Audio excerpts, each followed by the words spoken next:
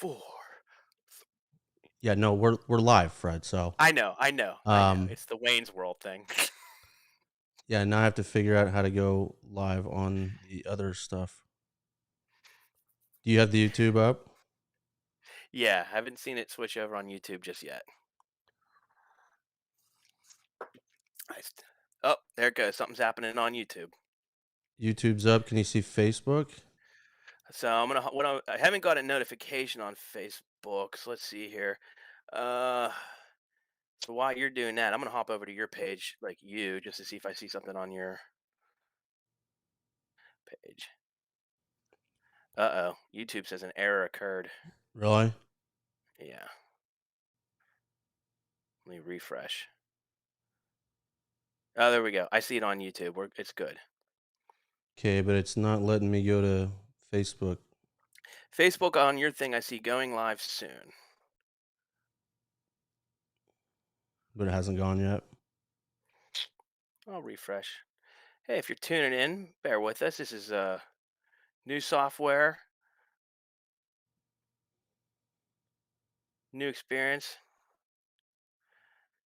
But yeah, we are live on YouTube. Interesting. But not on Facebook. Well, again, all I'm doing is going to I'm on your profile, like your page. Well, I have no idea what's This going on trade, there. yeah. All right, so let's just go ahead and go live and I guess figure this out as it goes.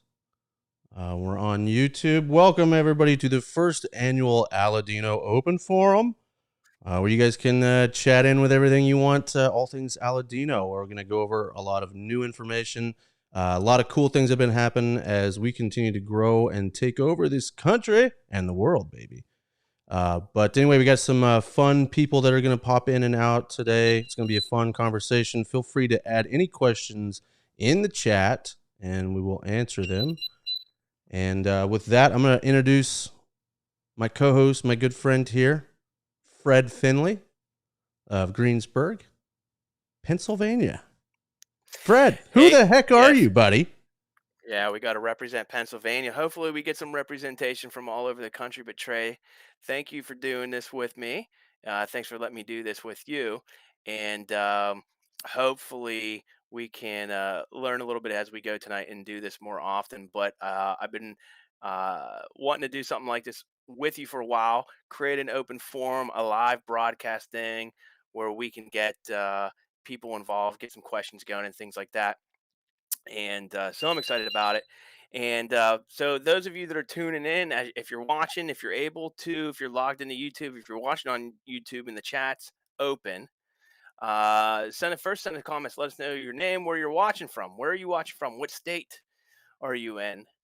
Watching and joining us from. And if you have a local lounge that you'd like to visit, let us know. Perhaps Trey Mack will be visiting sometime in the future. And for terms of visiting lounge in the future, obviously, I'd like to mention next Saturday, not this Saturday, but next Saturday, August 6th, Trey and Justo Eiroa himself will be here in Greensburg at the Nelson Loguasto Cigar Lounge, the first Aladino Lounge for our big event. So that's Saturday, August 6th. 12:30 to 5:30. But if you're interested, if you're from the Pittsburgh area and you're interested, obviously the cigar deals, the swag, we've got hats, lighters, the new Aladino knives. We've got tons of prizes, the whole 9 yards. We'll have food here, pizza and sandwiches for sale for like $6. Good stuff. All the details, the discounts, everything that's available. nlcigar.com. So all you have to do is hop over to nlcigar.com. We have an events tab. Click that. You can get all the info. So we'll mention it a few times later for those that are tuning in later. But anyways, Trey, I want to start firing some questions at you while we wait for some of our guests to throw some questions into the chat. But first of all, man, it's the year 2022. This is what your third like calendar year, right? With Yeah. JRE. Yep, third calendar year just started. Oh, hey, we've got our first comment here. Hey, Rob at Final Third Cigar So saying, hey. Hey, Rob. Hey, Rob, hey, for hey. for Look at those that that don't fixed little know, that's picture something there. that's been new in this last year. Rob and his wife Lisa opened up the Final Third Cigar Lounge and made that an Aladino Lounge as well. We've had a great time working with them. So cool to see Rob jump in. We'll see if we can get him here on the live feed here in a minute. Whew. Well, you lighting up there? I think I need to So, light up. yeah, so I'm sure we'll talk about this. Is the new Aladino Cameroon Queens. I think it's become my favorite Aladino. So I'm sure we'll talk about that more, but a little preview on that. But yeah, I mean, I wanted to start off talking about what's new in the year 2022 with Aladino. And I think obviously one of the most important things to go over is there's a new lounge. So I don't know if you want to bring Rob in and start off with that. Yeah, I think Rob, we got him here in the green room. Let's pull Rob in for a little fun time action here. And we're gonna pull that into here. Rob, can you hear us? Hey, hey, how's it going, guys? Awesome, brother. Doing good. How about you? Doing great. I'm also smoking the Cameroon Queens. You got the Cameroon Queen, the new size, huh? Oh yeah, oh yeah. Fred, you're Yeah, I'm smoking. think You smoking that too? No, yeah, the Cameroon Queen is pretty much all I smoke anymore. I love it. It may be my new favorite from the Cameroon line. I do like the Elegante a lot, but this one may be my new one. It is. It's a fun size. Um, a lot of people, I try to tell them to be patient because a lot of people aren't used to smoking perfectos, and they'll light that thing, and then all of a sudden just be, huffing like crazy. I'm like, no, no, no, no, no. You got to be gentle with it. Mm, Just let it grow, and then all of a sudden the thing explodes. It's a beautiful thing. Beautiful thing. yeah, yeah. You got Explosion to of definitely flavor. baby it. Hmm. Oh, let's see here. We got. Oh shit. Chat's lighting up here. Ali, how you doing, brother? Afternoon, my man. A little cup of coffee there for us. I like it. And oh, looky here. We got these boys are Pennsylvania boys too. Here, the Cigar Junkies podcast. Will there be deals on vintage selection Rothschilds? Let me Oh guess yeah. who's asking that. Corey, is that you, Corey? Yeah, there's gonna be deals on everything, brother. Come on down. And he also went ahead and said this. I heard Trey was a Cameroon queen.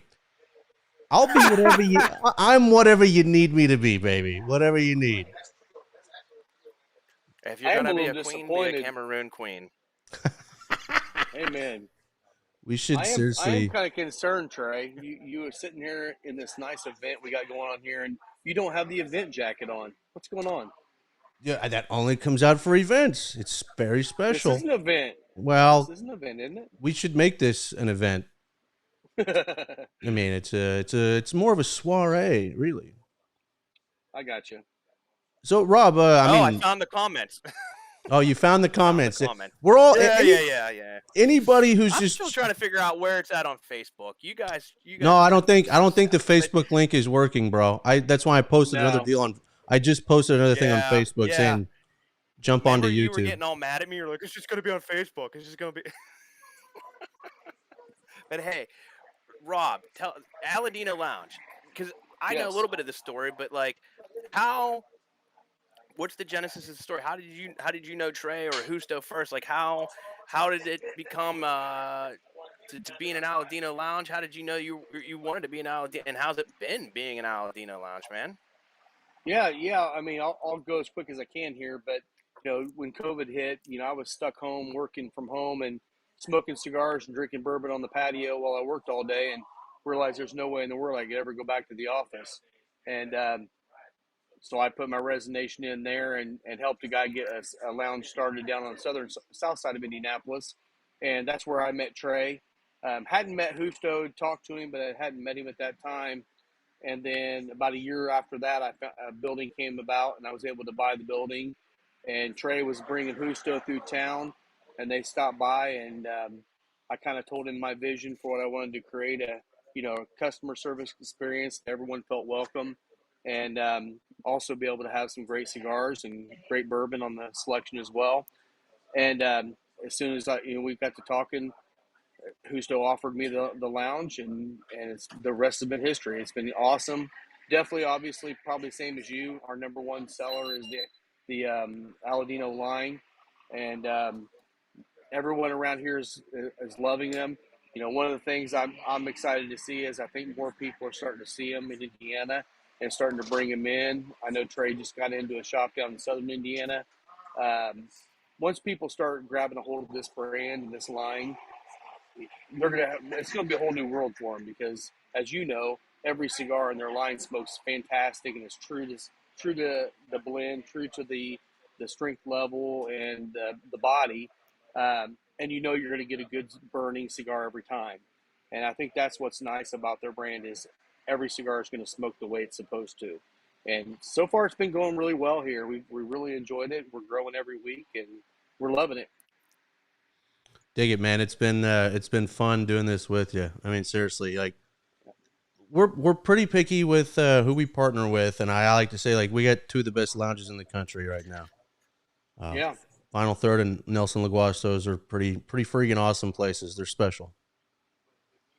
well, I But know we're excited to partner with you guys. That's for sure.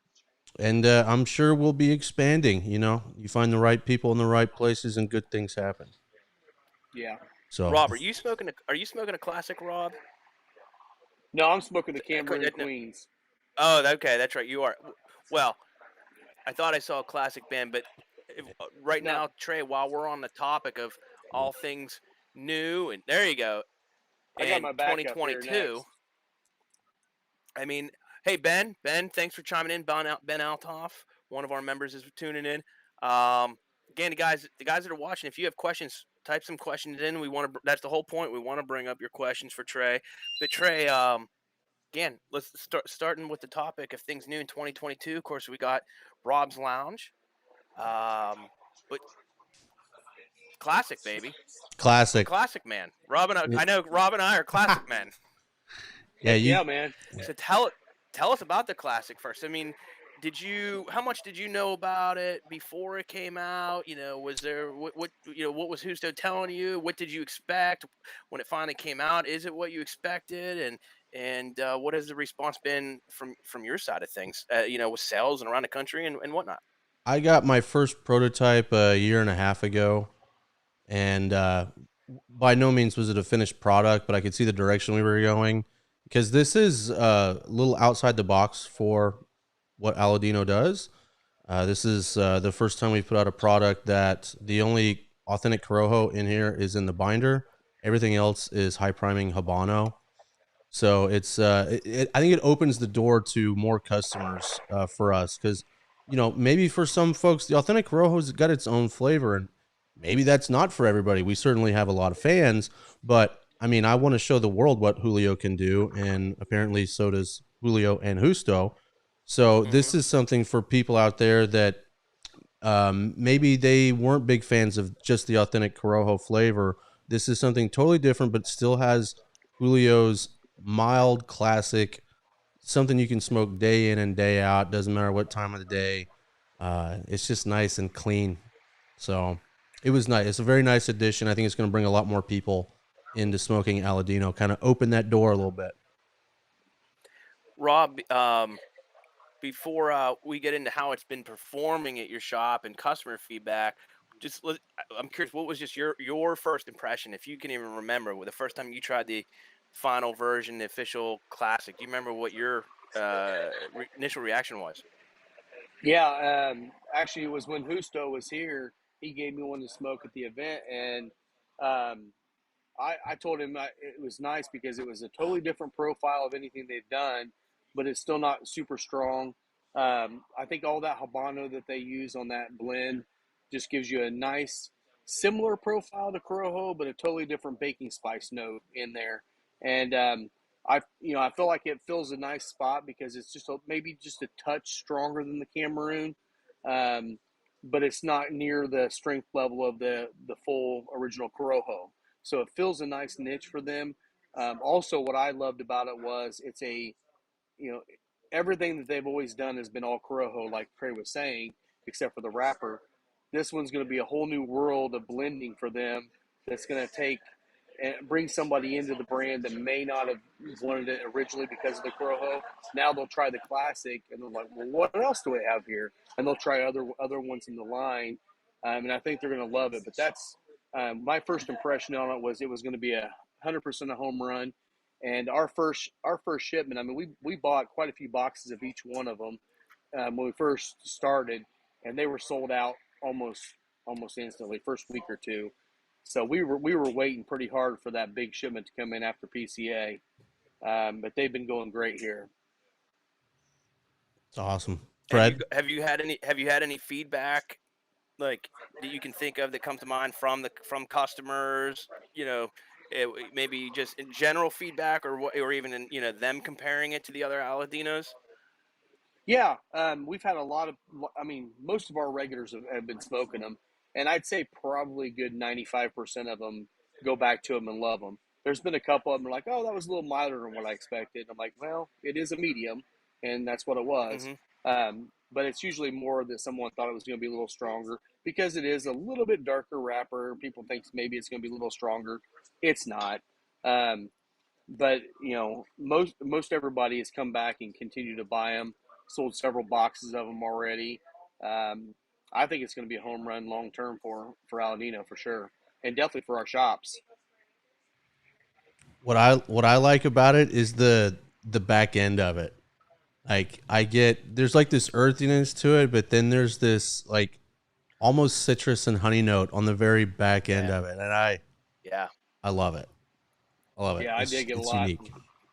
And it pairs so well with so many different things. I mean, with that little bit of citrus and honey, and then the baking spices. I mean, you could be drinking cocktails. You could drink bourbon, tequila. I mean, honestly, it even goes well with some beers, which is a really hard thing to drink with a cigar if you're really pairing them. It seems to balance out really nice with all of them. It definitely has. If you look at, especially bringing up, like, I know Justo's been sharing it online, internally, the JRE marketing team, the new tasting chart, or like not the tasting chart, but the profile chart that you guys, know what I'm talking about, Trey? Yep. Each cigar with the different, like the notes and whatnot. Right there, baby. Yes, there you go. Hey, what else you got in that bag?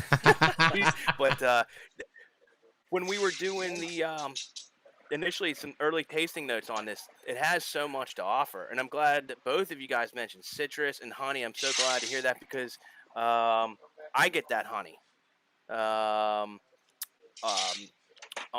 the taste buds and the retro hell. But I've said this to Trey since I've known Trey, since I've been into Aladino.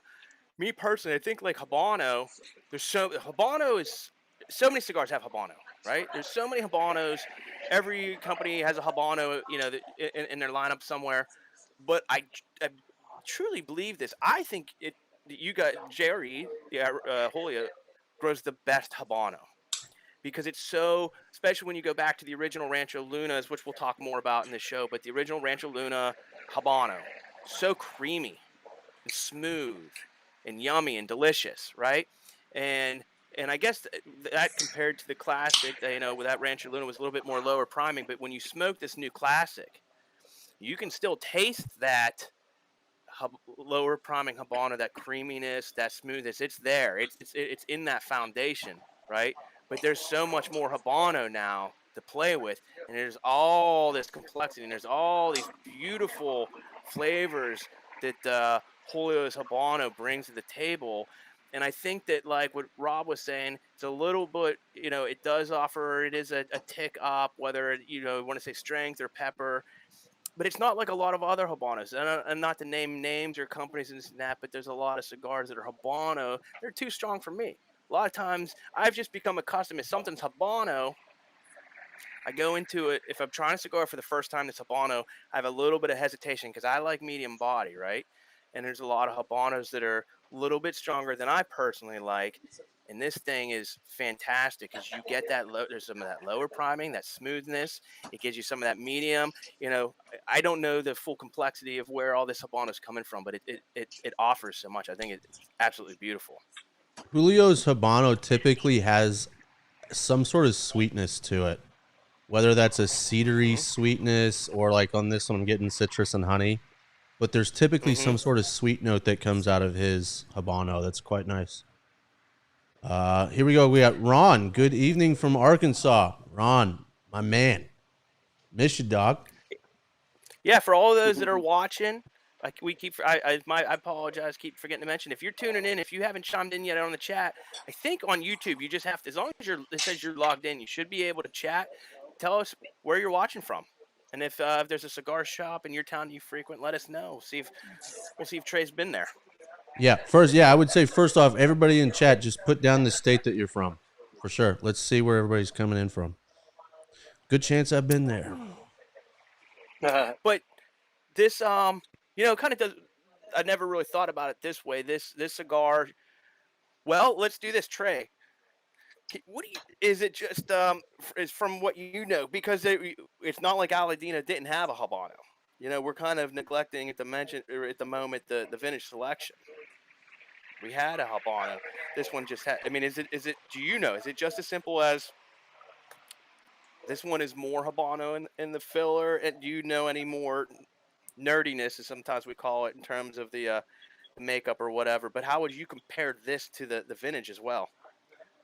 No, the vintage has. I mean, the vintage has a lot of Corojo in it for one. So that changes everything drastically. This is also a higher priming Habano than what's in the vintage. So you're gonna find out you're either gonna be a vintage person or a classic man. You know what I mean? Yeah, you guys. If you guys don't know, like these two have been putting videos up with the song "Classic Man" to all their classic social media videos. Was that not a perfect song? It Oh my God. was pretty perfect. I mean, perfect. We gotta not forget about that and do some more with that. You gotta pipe that in here soon. Oh my god! Yeah. I think YouTube will not like that very much. That's true. That's true. But let's see. Well, we got a lot of people here. We got one. Okay, let's do this one thing at a time. Michael Shelton. Rob needs to try some more beers. They pair just fine. Hello from LFK. I will say, when I'm talking about beers, I'm not meaning like dark beers. Dark beers go great with cigars, period. Even some, the more brown, brown ale, stuff like that. What I'm meaning is with that citrusy note, it pairs nicely even with some IPAs, some blonde ale, stuff like that. That traditionally they don't, a cigar will be a little bit more combative with on those lighter beers, summer beers. Not that they don't still, some of them don't go really well, but that citrusy note does tend to pop a little bit with a beer that has that citrus hops to it. So that's kind of where I was going with that, but I totally get it, man. Honestly, I'm more of a bourbon guy, so I love my bourbon. Nice. What bourbon are you drinking on there, buddy? Well, I'm drinking. And by the way, while Rob's telling us what he's drinking, whoa, I have yet to be at final. Oh, look at that! Look at his own bourbon there. The final third Showing bourbon. Off. If you haven't, I haven't been to Rob's yet. I can't wait to get out there. It's a busy year. We're putting up a new store in a couple months, but Rob's final third has a whiskey bar. Very jealous of that. Pennsylvania would never let us do such a thing. But if you go to final third, you can not only have a good cigar, but Rob's got an insane. I consider myself a bourbon guy, but Rob's got the ability to pair cigars and bourbon every day. So I'm going to yield to him in any podcast going forward at this point. But yeah. Yeah, love me some bourbon. And Fred, what are you drinking? I wish I could tell you. Well, when I ran into you in Kentucky, which was actually when I had the first classic. Yeah. Driving through Kentucky, had dinner with you, and you gave me my first classic. And that was the first time I experienced it. But on the way home, I stopped at some distillery. It was a craft distillery. And they actually don't make their own stuff yet. They actually just fired up the actual distillery section. Sell some nice stuff. This one was actually brought in from Tennessee. It's called Waddy Boone and Sons. It's actually really good. It's considered an American whiskey because it was, I think, distilled in Tennessee, barreled in Kentucky. So it's more of a Tennessee whiskey, perhaps. Interesting. People in chat, Yeah. What are you drinking? And also, what store do you hang out in? Because we've got Looks we got LFK, which for those that don't know stands for Lawrence fucking Kansas. I didn't know. We've I do. got I do now. yeah, you do now. Horse feather. Indianapolis, Overland Park, Kansas, and Arkansas. Arkansas. Here we have this didn't take long. One sorry dog's drinking a horse feather. Hey, I don't know if this. I see the Cigar Junkies podcast commented. I don't know if any of them are still watching, but if you do come to our event, again, Justo and Trey will be here live in Greensburg, Pennsylvania at Nelson Loguasto Saturday, September 6th. But we will also be kicking off the event with a live broadcast from the Cigar Junkies. They'll It's gonna be here awesome. live with Nice. us. Yeah, so we got a lot going on that day. Ben's having some Knob Creek 120. Nice. He's gonna have a good night. Ben, take it easy. You know, slow that roll a little bit. Rob, you like that high Tell you- proof stuff too. I know. Oh yeah, mine's 118, so we're right there. Nice. Ben's a good guy. He, Rob, in your store, do you have guys that are just like? I mean, we got a customer here. He's a friend of mine. Smokes way fast. He's like we call him the tornado. He's the fastest smoker. He just sucks down cigars, right? Ben's the complete opposite. I don't know what we would call him, but Ben's a very I don't want to say slow smoker, but He's certainly gifted, man. enjoys a long smoke. Yeah. He'll come in and be like, "Oh, I only have an hour," and we got to find a tiny cigar just to because that'll last an hour for Ben. Good guy. Dig it. Ron, That's he's awesome. drinking some Buffalo Trace, so I dig the Buffalo Trace. So we talked about the lounge. Sticking with 22, we talked about the classic. Obviously, some other new stuff came out. The classic was launched at PCA, but Trey, can we jump into PCA a little bit? Yeah, you want like a little rundown? Tell us, I mean, from the Aladino perspective, Well, you can talk about it generally, but specifically, how was PCA for JRE? it was And in addition to the classic, what else came out in PCA? so PCA was for us was just freaking awesome. I mean, we were busy from the opening bell till the very end. It was just absolute madness. I mean, I felt bad for a few accounts because, you know, going up to PCA, I kind of told everybody, like, you probably need to make an appointment with me. And they were like, oh, you know, Trey, we'll just stop by. And I was like, I think you need to make an appointment, but do your thing. And there were several people that didn't have appointments that I saw, and we got a deal done later on, but we didn't get to sit down and hang out like I like to do and talk about the new products. But, you know, that's like a good problem to have, right? We were crazy busy the entire time. All of our brokers and everybody, all the tables were full nonstop. And it was great. We gained, we had a stack of new accounts that Vivian and Andrea, Justo's wife and daughter, they've been going after it pretty hard, getting these new accounts set up and products shipped out, because that's another thing we're super proud of. We start shipping immediately at PCA, and we don't mess around. You order, there's people that are going to get their product before they get home from PCA. So we're pretty proud of that. We have a large farm, and I guess that's one way we like to show it off a little bit. Now, of course, you're still going to run into issues because, like, the Queen's Perfecto in that Cameroon, very popular, classic. I mean, we ran out of the Queen's Perfecto like within a couple of days. We had to wait for a new shipment to come in to ship some orders out. But that's a great problem to have as well. What else can we talk about? I mean, the overall energy of PCA was up this year, which was nice. It puts everybody in a better mood to buy cigars, right? I mean, like, that's what we're here for. We're here for a good time, see old friends, and buy a bunch of cigars. The mood was up. The mood was really good. Last year, coming out of COVID, was a little strange. This year, much better, and attendance was way up as well. Saw a lot of people I hadn't seen in years from all over the country. It was awesome. Now, what else? We mentioned the classic. We neglected to mention real quick before we get into the other cigars. But sizes, guys. We have the Corona, Robusto, Toro, and Gordo. The one thing I've been pointing out to our customers that like it. So glad that JRE is giving us more Gordos. Yeah. which is So awesome for customers that like the big cigars. Now we have some more Gordos now, we got a and not only Cameroon just 6 by Gordo, 60, 6.5. 6.5, baby. Yeah, they like the extra half inch. They're loving the extra half inch. Who doesn't like an Just the extra tip. half inch? Just the tip. That's right. Real Um, quick, Rob, your favorite classic Yes. size? What do you like?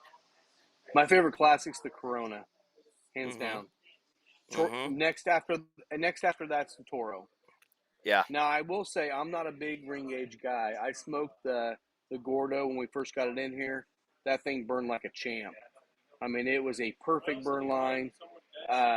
It never. I mean, I walked into the humidor with a guy for probably 15 minutes. Walked back out. It was still ignited, smoked Mhm. perfectly. So the size was great. I just don't tend to. I don't like larger ring gauges. but a lot of You? people do. They do. Yeah, yeah.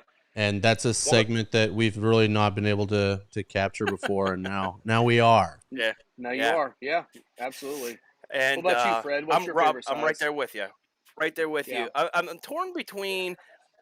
I like the Corona and the Toro, and Same. I love them both. I probably like them equal. But what I've been saying about the Corona is hands down my new favorite Corona. Like, there's no. If you'd say what's your favorite Corona, period. The classic. The I don't mean classic Aladino. I mean Corona. it's my favorite Corona of any cigar. That classic Corona is phenomenal, but the Toro Yeah, is so damn good. So between the two, they're both my favorites. Trey, what about agree. Yeah, yourself? I'm a Corona guy, yeah. Hmm. hands down. Like that Isn't that that special?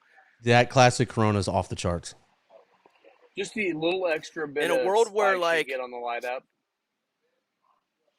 Sorry, Fred. I think we have a little bit of a delay between you and me. yeah, you go ahead. No, I was just saying the Corona seems to have just a little bit more of that spice punch when you first light it up that just hits my palate perfectly. Because in a world of Toros, and I don't even say Robusto anymore.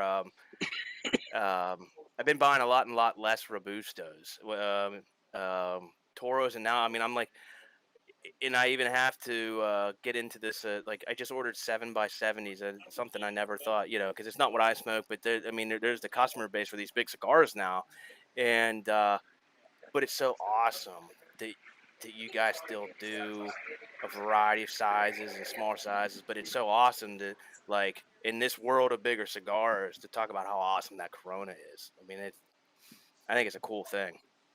I Well, it's agree. Now, one sorry dog says that Cameroon Queen Perfecto is his top 5 cigar.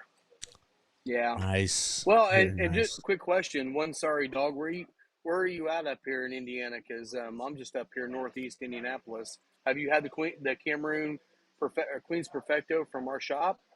Because I don't know of anybody else around here selling it. Do you, Trey? No, you are right now. You're the only one. Okay. So I was just curious if maybe he got that here. Maybe it's somebody I know, and I just don't I'm know pretty because he's sure one I sorry dog. know. I am pretty sure I know one sorry dog.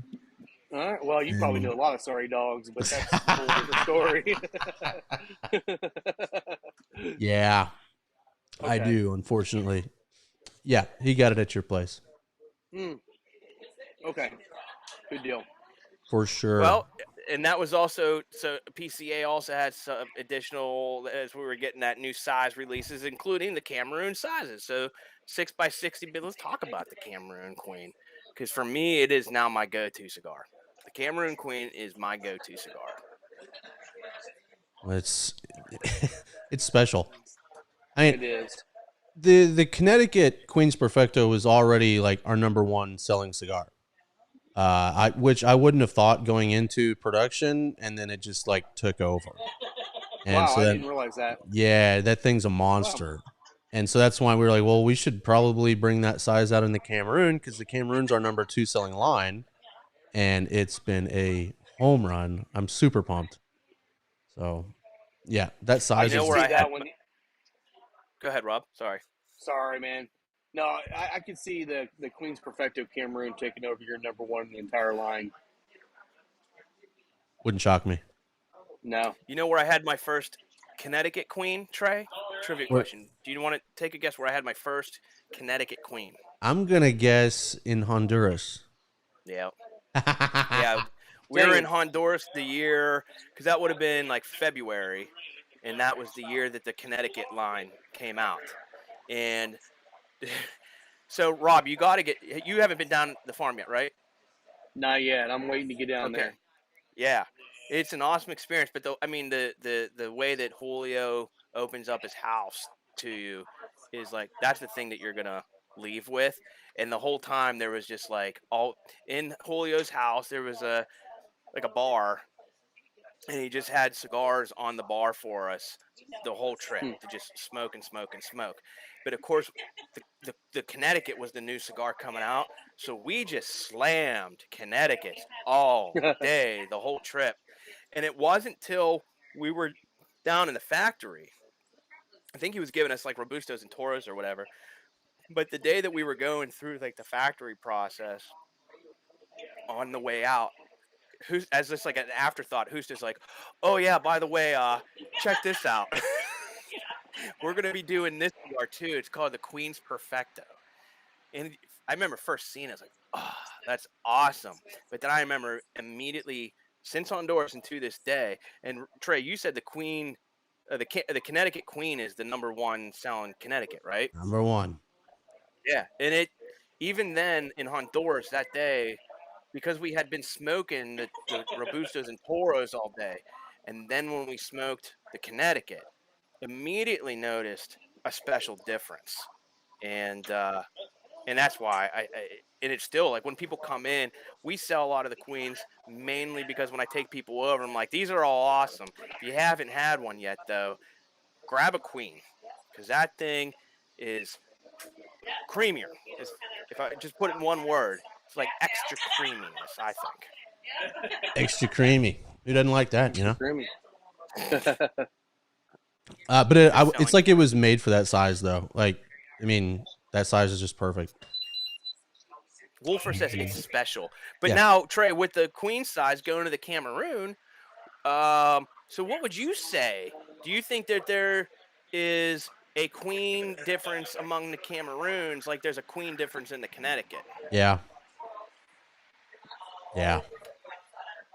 Describe. You want to It's just different. I mean, describe it?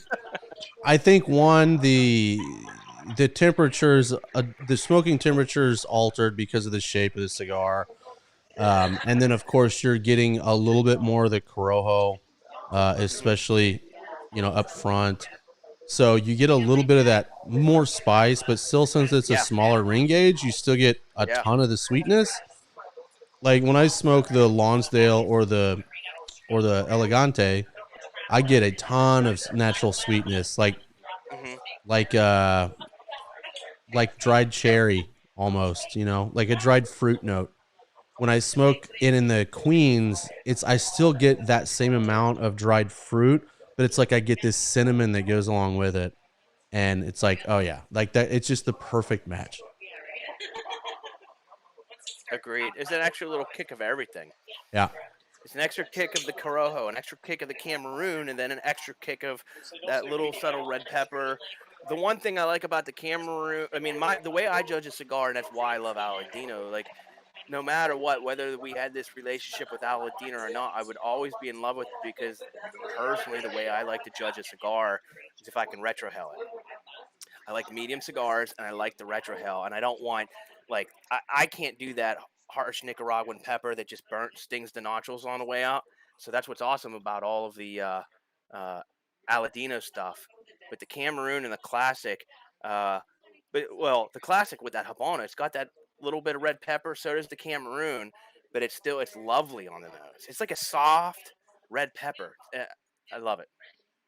I dig it. So let's talk about the event we got coming up at your place and what we're gonna do with that red pepper. Yeah, so we got some deals coming up. Trey and Justo are going to be here Saturday, August 6th. Nelson Loguasto is in Greensburg. You can get all the info, exactly what the deals are. So we're always about having all the information up front. So you can go on the website right now, nlcigar.com, click events. You'll see exactly what the deals are, what the discounts are, what the swag are, what the swag is going to be, what you can expect to earn, what the prizes are, and everything like that. When it comes to Aladino, we have everything. In Aladino, I think we have because I just added the Rothschild and the Cazador. I think the only Aladino I don't carry is the Corojo Gordo. So I think I have every facing but one. So if you come here for the event, if there's like a size you even want to try, we don't have like, because Justo just won't let me. No, Rob, we have a drinking game. Every time someone mentions Justo, we got to take a drink. I'm good. Yeah, I wanted to get some of the small, like petite Coronas or and whatnot, and Justo's like, focus on everything else. But anyway, besides the very small Corojos, the only thing we don't have is the Gordo. Other than that, if you're coming out for the event, you can sample any size that you want to try. So You said Justo's name again. You got to take a drink. Yeah, yeah, I yeah. got Take another drink. to keep up. And by the Okay. way, I said his name too. So Yeah, you guys can play along, and you guys can play along at home. And if you ask a question with his name in it, and we have to repeat it, it counts. But we're looking for questions, guys. Absolutely. Feel free to ask questions. If you have questions about the PCA for Trey, if you have questions about what's been going on, Trey, again with the topic of 2022. Well, so the Cameroon, there's also a Gordo, and in the Connecticut we have a new size.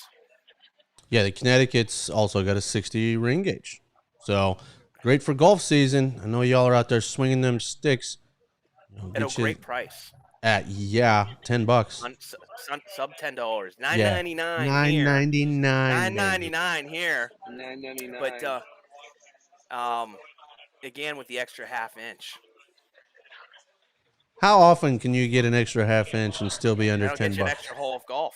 Yeah, exactly. I don't know. I mean, I think that was one thing for golf. Everybody smokes Connecticut's. We sell a lot of Toros, Connecticut's during golf season, but a lot of guys typically on the course, they want something that's going to last as long as possible. And I feel like these 60 rings will definitely propel us through the summer a little bit better. For sure. And before we get into future and rumors, so let's backtrack a little bit. Let's catch up. We had PCA, but up to this point, Trey, anything else new? Have you been to any new areas of the country as part of your job? Have you been to any new stores that you'd like to mention that now offer Aladino that people around the country should know about that they can go to? Anything you'd like to mention along those lines? There's a ton up in Chicago. Ultimate Cigar Lounge. They opened us up, and then they were also they won the Aladino domino table at PCA. So it was pretty. The brand new account got the license. You know who loves that domino table? Who? Justo. Oh. Drink. Mm-mm. Yeah. Going So downhill. it's a new. Fred. I don't know if you've seen the new domino table. It's flashy. I've seen the pictures. I've seen It's pictures. pretty Seen flashy. pictures, that's all. I think we might be able to help y'all out. I think so. I got a domino conspiracy story. Do we have time for that? Yeah. We want to hear it. Yeah. We had this group of guys. So when we got that domino table, we had all these guys from the Pennsylvania National Guard that would come to our shop every single week. Like every week, religiously, pull out the domino table. The whole group, they would play dominoes. It was a total routine for them. And then January 2020, they had to take off to DC real quick, and we've never seen them again. They all disappeared. What do you think? I don't know. Was there a world event that happened along that same time? January maybe? 2020, they had to go to DC, and we haven't seen any of them. Well, that was the beginning. That was the beginning of the beer flu. No, it really hurt. No, I'm sorry. No. I'm sorry. Not 2020. Last year, 2021. I'm sorry. January 2021. Oh no, that's when monkeypox started. Yeah. So January 2021, when there was a lot of stuff going on in DC, these guys got an emergency call to DC. My bad, not 2020. I'm not going to say anything that happened. No. Yeah, so that hurt the domino, the domino table here. So would you say the dominoes were actually the first domino to fall? Yeah, that's exactly what I would say. What if they come back and they had to go on some crazy excursion and half of them died, and they're like, it all started at that damn domino table. I hope they come back. I mean, I hope there's the insurrection, the erection, the instant erection, the instant erection, the instant erection. That's what it was. It was the instant erection. We haven't seen them again. So there's like this ghost domino table just waiting for these guys to come back. That's hilarious. So you mentioned Chicago. Any other areas or stores worth mentioning? Oh, there's tons. I mean, it's hard to like remember them all. I will say soon, very soon, out in your neck of the woods in the Pittsburgh area, and there with the cigar junkies, there is Sam at Just the Tip Cigar Lounge. So they'll be bringing us on here pretty soon. That lounge will be open, I think, in a month or so. And so that'll be an awesome new joint. Gosh, we opened up. West Virginia is like basically complete now. Got almost Havana out in Hurricane, West Virginia. So that was a nice account that I'd been hoping to get. Kentucky. I mean, if you come to Kentucky, I'm everywhere. So sorry, you gotta see our shining faces everywhere. Trey, you don't go to Arkansas, do you? I don't, but I know where Ron goes. Okay. Ron, you can tell me the name of the store. Shout out the name of your store out there, and we'll give them a shout out. Yeah, Ron, do they have Aladino there? Is Ron the one? Somebody had said that is Ron the one that said that the Cameroon Queen was in his top 5? No, that's One Sorry Dog. Yeah, and everybody that's listening too, and in the chat, if you want to mention what your favorite Aladino is. Again, myself, it used to be the Corojo Palmas. Corojo Palmas once upon a time was my favorite, but now this Cameroon Queens and the classic Corona. But I think the Cameroon Queens is my number one. What got you smoking Aladino? What was the cigar? Tatiscan was the first kind of in our area. So in Pittsburgh, way back in the day, it was Tatiscan that was introduced first. That's how I knew the company. And then for about a year, I didn't smoke anything but Rancho Luna. Rancho Luna for a while was my go-to everyday cigar. Like everywhere I went, I had a Rancho Luna. And I would go back and forth between the Maduro and the Habano. But I'll tell you what, I remember when I saw like a picture of an Aladino, right? And I learned that it was part of the JRE, like the Tatiscan and Rancho Luna. And then I saw this Aladino. I knew nothing about it. I didn't know price. It was just the original. I just saw the picture. I saw the band. And I was like, oh, my God, that looks like that's going to be an amazing cigar. And I think at the time there was only like one shop in Pittsburgh. And I don't remember which one it was. I don't know if that was – I think it might have been Smokeworks? No. Allegheny Smokeworks? Yeah. Yeah. I think it was Smokeworks is my guess. But I just remember I was like, oh, I got to find this Aladino. And, that's my Aladino story. Nice. Dig it. Rob, what about you? The cigar that got me most excited about Aladino was the Cameroon Lonsdale. That was my first love with Aladino. I'd say right now my favorite Aladino. I mean, it depends on the day. I really love this Queen's Perfecto, and I really love the Elegante and the Cameroon as well. But for me, it's almost like a daily thing. You know, it's like some days I'm like, man, I really need that Corojo Reserva punch. And I go and grab one of those, and that's always awesome. The classic, obviously, has become a go-to every day. But I would say I'd probably still lean towards the Cameroon as my favorite cigar from the line. Dig it. For me, it was the Corojo Elegante. Hey, One Sorry Dog just lit up. Oh, wait a minute. I think he's saying the Aliados. Yeah. I haven't had it. Oh, yet. nice. Jealous. Rob, do you have that? I don't yet, no. Trey's trying to get me to get it. I'm going to try to get it. So as well. It's a good chance for me to talk about it. Yeah, talk about that. So the Cuba Aliados comes from Oliva, actually. They asked us to do a cigar for them, and Julio came up with the Cuba. Well, the name Cuba Aliados existed, but he created this blend specifically to be launched at PCA. and they sold 180,000 of them on the first day of the show. So Wow. Oliva definitely came over to our booth the next day and asked if we could make some more. It's freaking awesome. No one's telling me what the blend is. I haven't seen it disclosed on the internet anywhere, but it I'm gonna is. fill up. I'm gonna fill up my cup because that is typical Justo. Justo.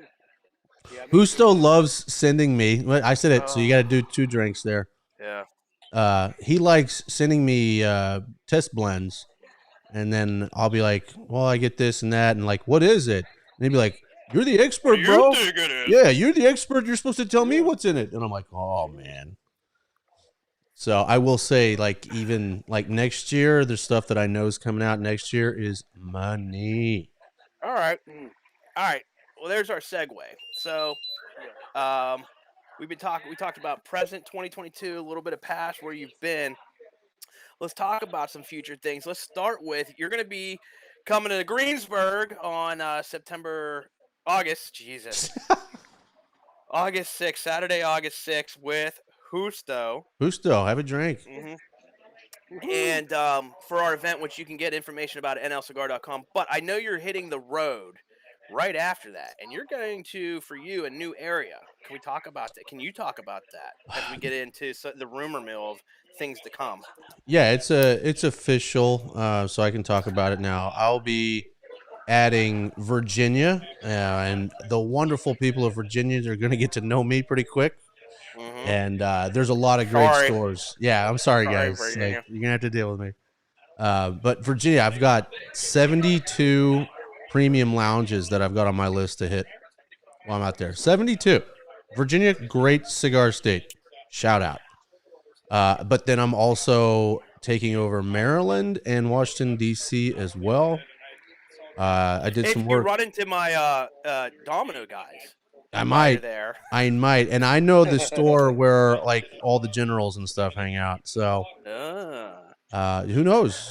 We'll see if that's the last domino to fall. But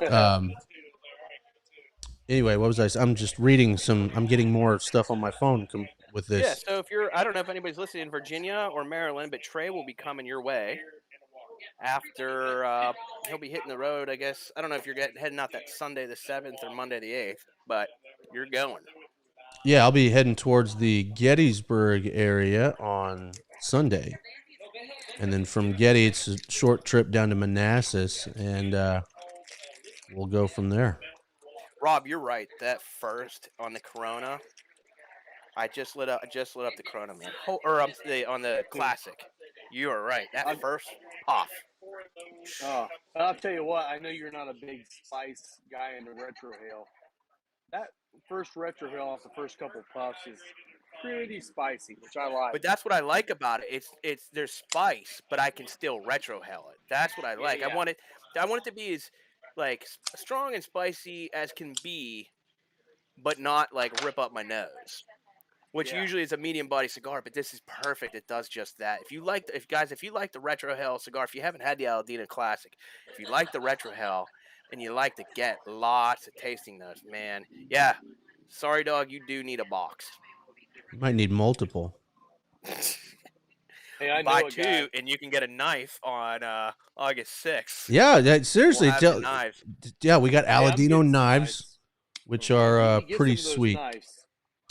Yeah, we do need to maybe hook everybody up with some knives.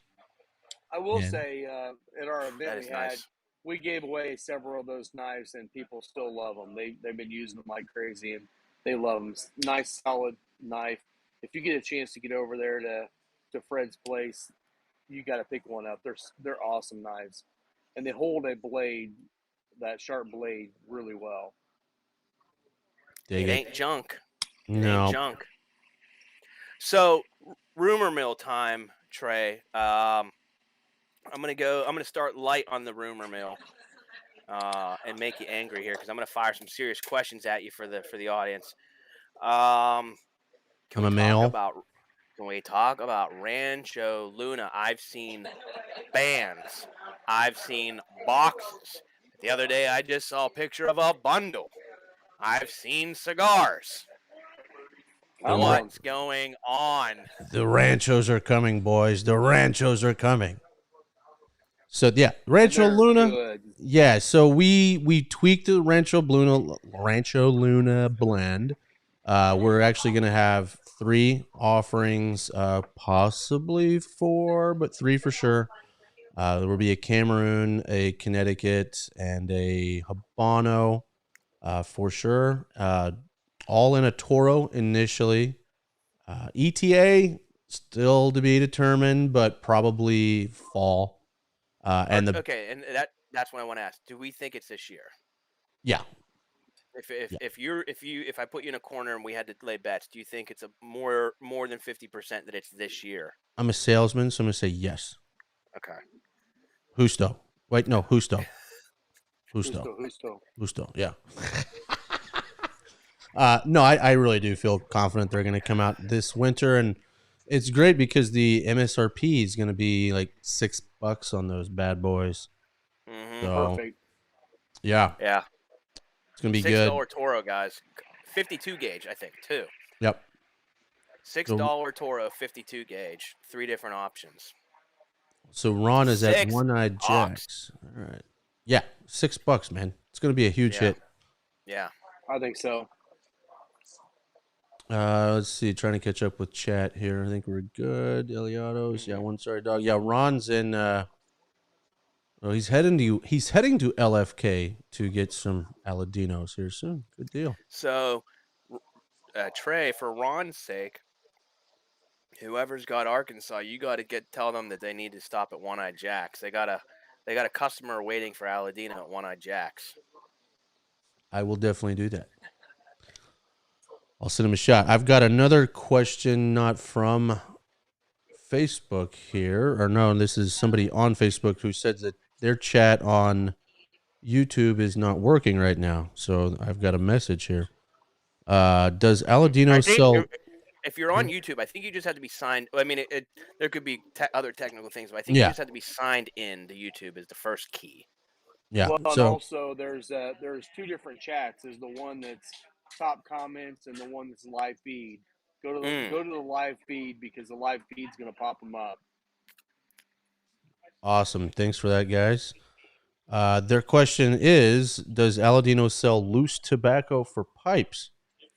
Interesting question. There's it's a worthwhile question, actually. Yeah. Now, the quick answer to that is not currently. However, the last time I was down in Honduras, Julio did have a pipe company down there with us, and they were messing around with some ideas for our tobacco being used in pipes, but not in a traditional sort of way. So we'll see. That was a cool thing that Julio was just wanting to toy around with, and I don't know, maybe the next time we go down there, which I hope the 3 of us are down in Honduras this year, by the way, or like not this year, but January, February of 2020. We're in. Yeah. Yeah. Absolutely. Heck, Rob, yes. do you know what the worst part of going to Honduras is? Coming home. So that sucks. Yes, but when Justo Eiroa, cheers, Cheers. tells you that it's only a 45-minute drive from the airport to the farm, it is 3.5 hours. That drive. I wish I could just teleport myself. That drive from the airport to the farm is like my life is in your hands, man. The guy, whoever's driving you, your life is in their hands for 3.5 hours. That's all I could say. So I have a request, Trey. Yeah. So maybe you could ask Justo first of all. Take a drink. Justo. Maybe you could ask Justo on this trip that maybe each one of us has a small 4-wheel drive to drive, and we all get to drive that trip on the way over there. Oh, have a little fun. Yeah, I'm going to go ahead and, because when I was out there was a couple of days, Justo told me to get in the truck and, drive the gringos around, and I was terrified. It was the last thing I wanted to do, and I'm a ballsy human being, and dude, let me tell you what, it is the most terrifying thing everybody talks about Yeah. like, is it dangerous? And I'm like, I felt no danger anywhere except for driving. Just terrifying. The drive from the house to the factory, the farm is like no Well, big you're deal. in the Other than country. You're fine. other than like standing in the bed of a truck holding onto these like bars. Like you literally just stand in the bed of a truck standing, and there's these bars you just hold on to for the drive. That's okay.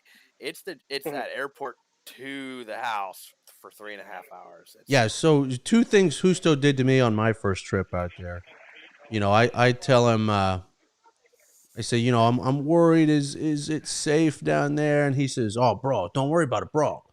We've got an armored convoy that picks you up at the airport.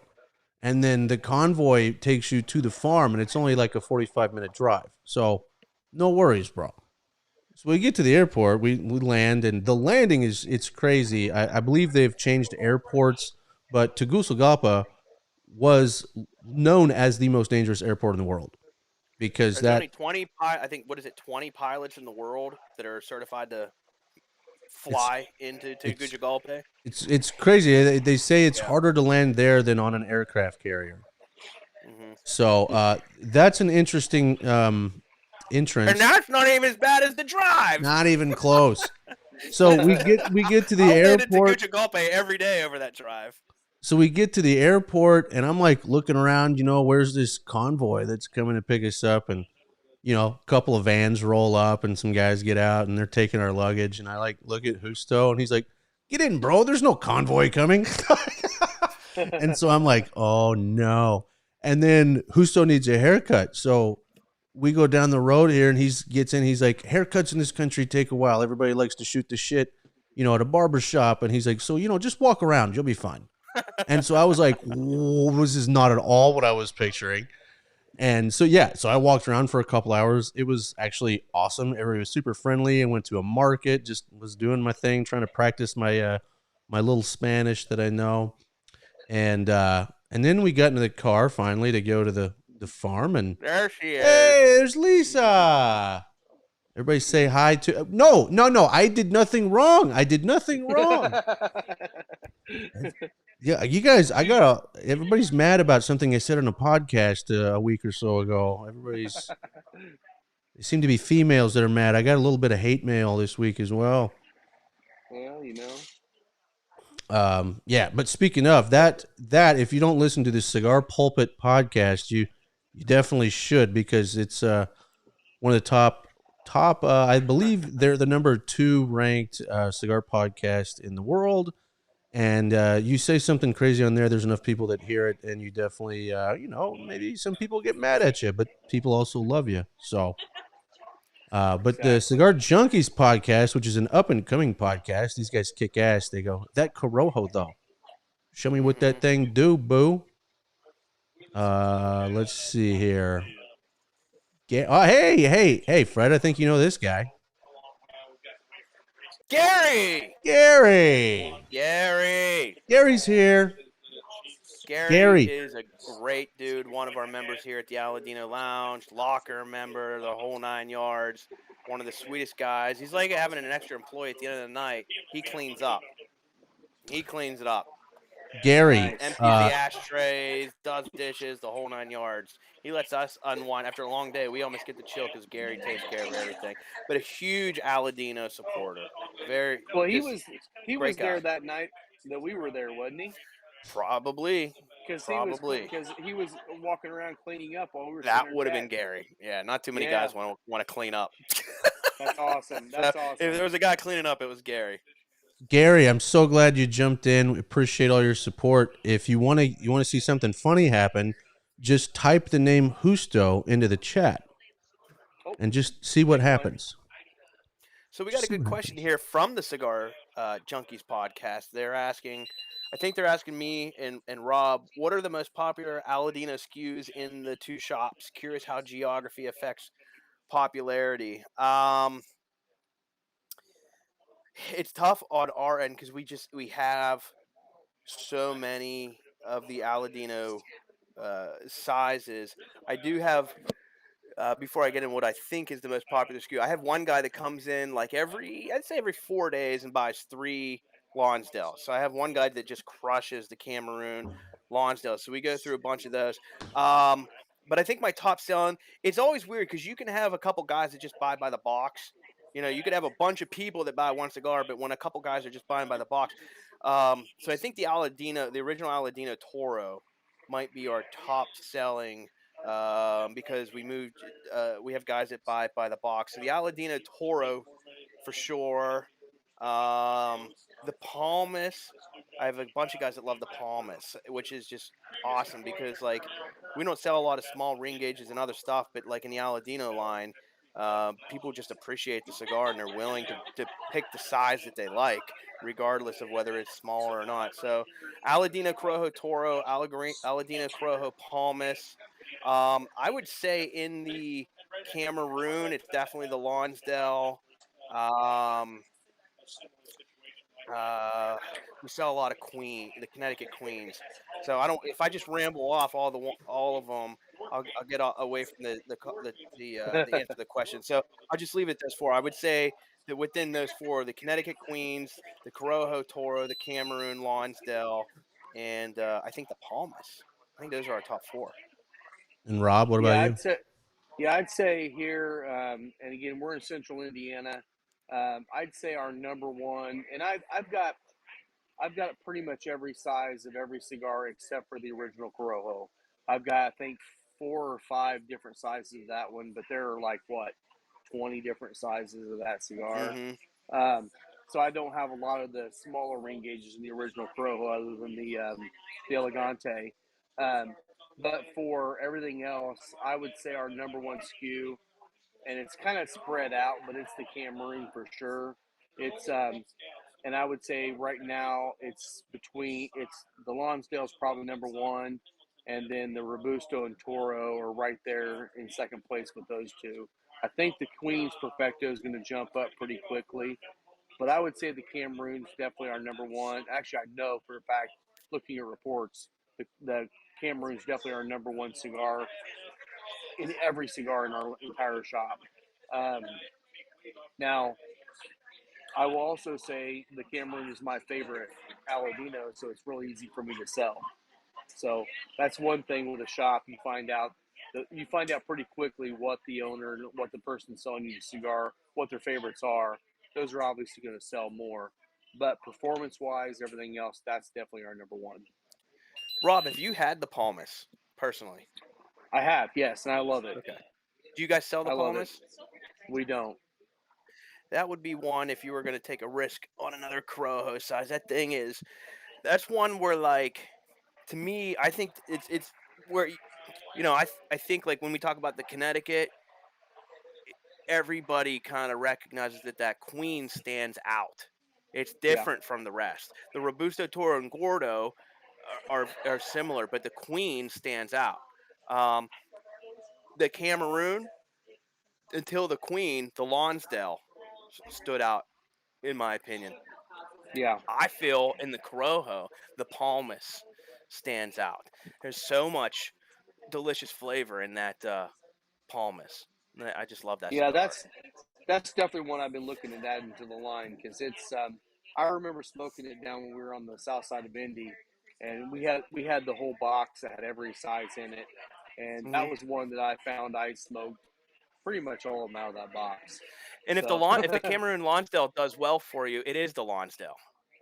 yeah, They yeah, just get it's they started with the name Palmas, so it's the same size as the Cameroon Lonsdale, just called the Palmas. So if you do well with the Lonsdale, that Palmas might it's the same size. It's sure. I love that one. It's a go-to for And sure. that size is definitely probably my number one favorite size of cigar I smoke. Agreed. I love Lonsdales. Those cigar junkies are cheeky little bastards. Hmm. Trey loves Now, Trey loves the back end. You're not wrong. You're not Not wrong. wrong. I like for you. those of If you have a nice ass and a really nice forehead, I am all in. I'm all in. yeah, all right, you're a forehead guy. I am a Um, forehead guy. so for those of you that have stuck around, let's keep going to the rumor mills. We talked about the Rancho Luna, but I have Trey, I'm just gonna do with it. I'm gonna go with it. You can be mad at me later. You can text me later how mad you are for bringing some of this stuff up. But I know that there's cigars I have not tried. I know 3 cigars that you have tried. Well, 2. I think 2 that you tried. One you may have tried. I think you tried it. You may have or heard about. But there's 2 to 3 cigars, and I want to talk about. But let's talk about first, guys. This is going to be probably breaking news to the world here. There is a cigar rumored to be all Cameroon. Filler, wrapper, binder. And don't act shocked, Trey. Don't act shocked. I know nothing of the sort. Oh, what are we gonna? You're not. We're gonna pretend. We're gonna pretend this hasn't been smoked. Okay, I smoked one. Okay, tell us about this. It was a glorious day, October the 4th. It was my birthday. I got a couple of birthday presents from Justo. I flew out here, hang out, and then drive me all over the country. Or nope, I drove him all over the country. Justo. Mm-hmm. But that was one of my birthday presents, and it was unlike anything I've ever smoked. Period. End of story. If you're a fan of Fruity Pebbles. Who's not? Who is it? Yeah. They should be shunned. Shunned if you're not. I should change my Twitter handle to Fruity Pebbles and Big Foreheads. T-Mac Fruity Pebbles. Yeah, Fruity Pebbles and Big Foreheads, baby. No, it was so like dried fruit. I mean, the dried fruit was just amplified to the nth degree. It was very nice. Now the issue is you got to have enough of that Cameroon tobacco to do a Puro line. So that's, we've been working on it. We clearly have enough wrapper, clearly. Yeah. Binder's probably not. So when you say that, are you saying that you have information or there's been a discussion that what is, not saying preventing it, but the reason we haven't seen it yet is a big thing? Are you saying that like the amount of filler required because of how much it has been grown thus far? Yeah, I mean, so the Cameroon project took us several years to work. I mean, not many people have even tried growing Cameroon outside of Africa because it is hard, as difficult to grow as anything. The only thing maybe more difficult is authentic Corojo. Mm-hmm. So it's very difficult to grow. Julio obviously doesn't care. If he wants to do a cigar, he wants to grow the tobacco. So it took several years just to get the Cameroon project to a point to where we had a really nice wrapper leaf. And then, of course, then the thing took off like crazy. And so then you have to start expanding how much Cameroon you're growing. But it still takes time to have enough to bring something to production. So I don't know. It might be a thing. I'm just throwing this out there. Where do you know if more Cameroon is being grown now? Like, there's really no choice to grow more Cameroon when the demand's through the roof. So you have to. So yeah, we're growing quite a bit of Cameroon. So you're growing more Cameroon, which is what is needed. Yep. And Julio's already made a blend, and you've smoked it, and it was amazing. So the main criteria is there. So we could potentially, and whether it comes out this way or not, but you had teased to me that like it could be like a Reserva. So like the Reserva line could expand where this Cameroon would be like a Cameroon Reserva. Yeah, I mean that's how I personally would do it, again, because it's not going to be a cheap cigar because Cameroon itself is not cheap to do. It's labor intensive, and it's also the yield is lower than a lot of other tobaccos. So therefore it's going to be a more expensive tobacco. You go to a Puro, it's going to be priced. It's going to be more in that Reserva range. So that would be my guess. It would have to be another line of Reserva. Again, nothing official here, but Fred's, pushing the envelope here a little bit. That's what I do. And I'm right here with you, man. Dude, and it might be a thing where, like Fred, you remember when the Toro was coming out in the vintage Habano, and you got that in advance. It was kind of a test market. We got it in the fall, and then it was released at PCA the following year. Yeah, so you were the Aladino Lounge, which now is Lounges, were the kind of the test market for that cigar, and you got it ahead of time, and that could be something that we do. Rob uh, as a future topic here, you and I got to push. Every time you talk to Justo, demand Gusto. a lounge cigar. I want to see us We've both been have an talking. Aladino lounge exclusive cigar. A cigar, an Aladino you can only get at an official Aladino lounge. So if we got to get I a agree. third Aladino lounge, a fourth, however many and whatever it takes, I think that's my dream. An Aladino lounge cigar is my dream. There Same here. there are a handful of new lounges that could Another possibly teaser. happen in the next year, with some awesome locations, all different states, and You want to without being too. You want to just tease potential states. Potential uh, states. there is a possibility in Texas. There is a possibility in Nebraska and another in Wyoming. And again, these are we look for the right people, because to me, once you become an Aladino Lounge, you become part of the Aladino family. And it's not just like, a lot of brands, they'll just, we'll throw our brand on your lounge and that's it. For us, it's we're all going to collaborate together. We're going to talk what works in your store, what doesn't, what do you need to see from Aladino, what do you love, what do you having issues with. We all work to things together because we're in this together.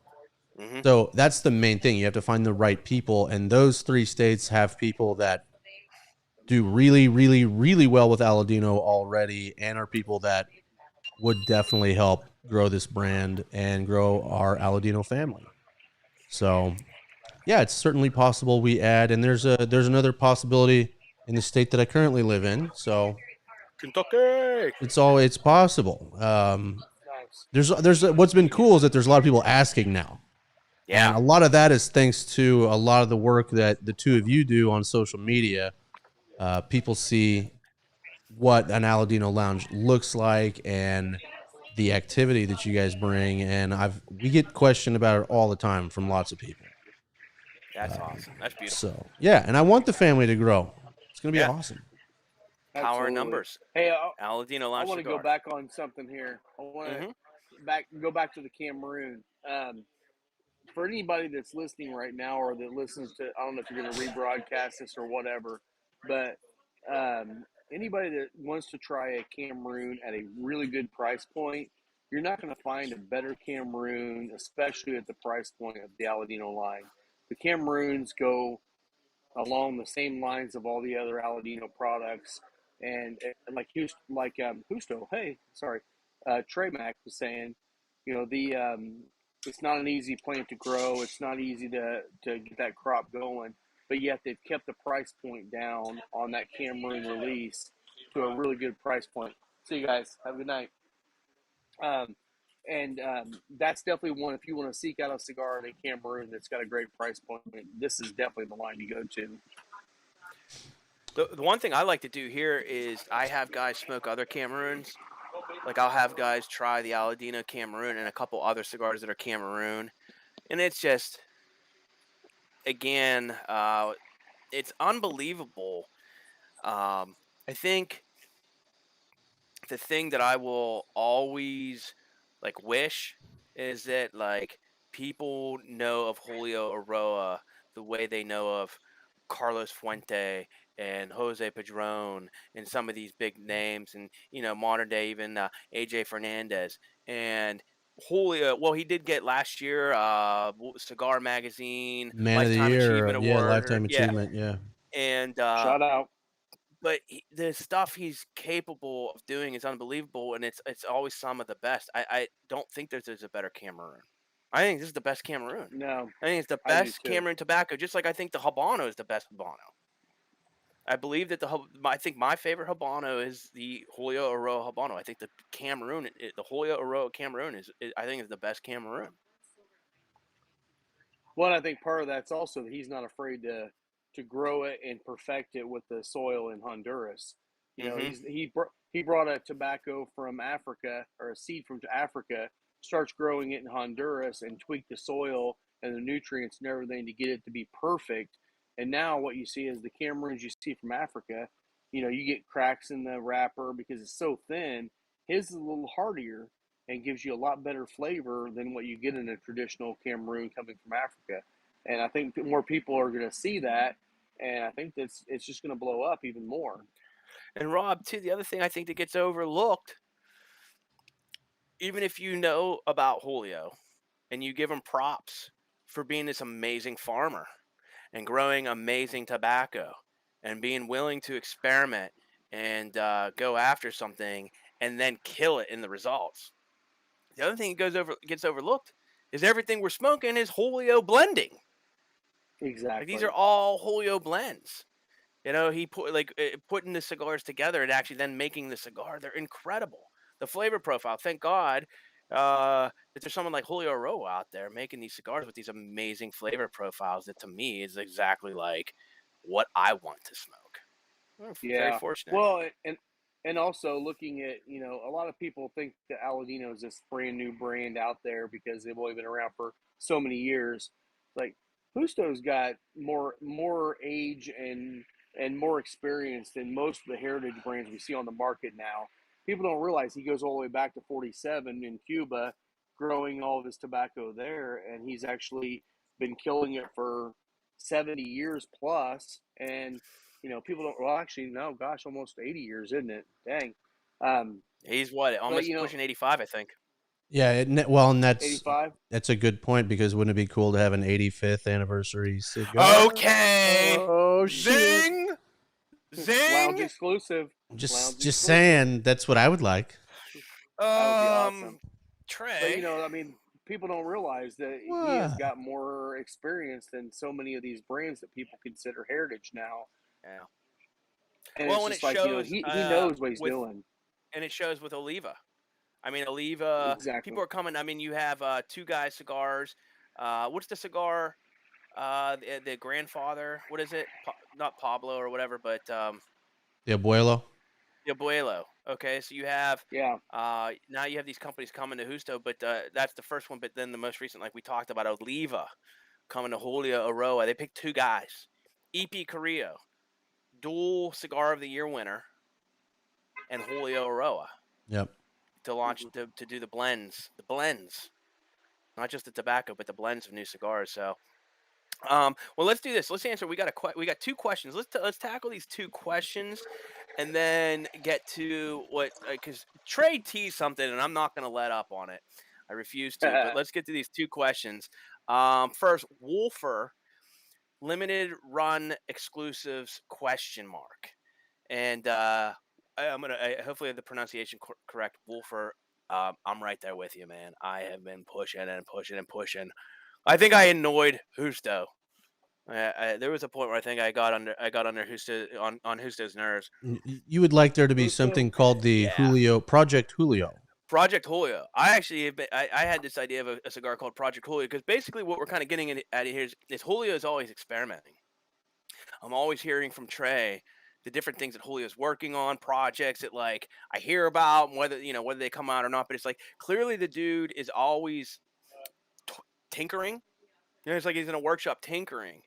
And whether they happen or not, I think it would be so awesome to have a yearly thing called Project Julio, and it comes out late each year, where it's just like, and I gave the example of like Woodford, like the bourbon companies do, but Woodford Reserve every year, I forget what it's called, but every year Woodford allows its master distiller to release.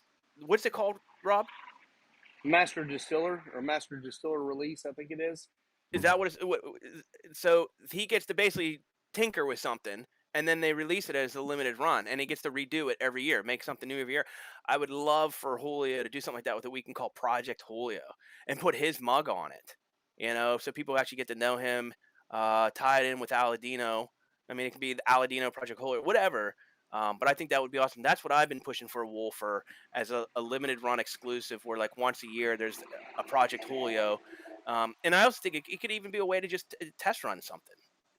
Maybe it becomes a regular production, but it's a way to get initial feedback before like the tinkering is finalized. So I don't know if there's any more to say other than that, Trey, that you may know, but it's something that like I push for every day, Wolfer.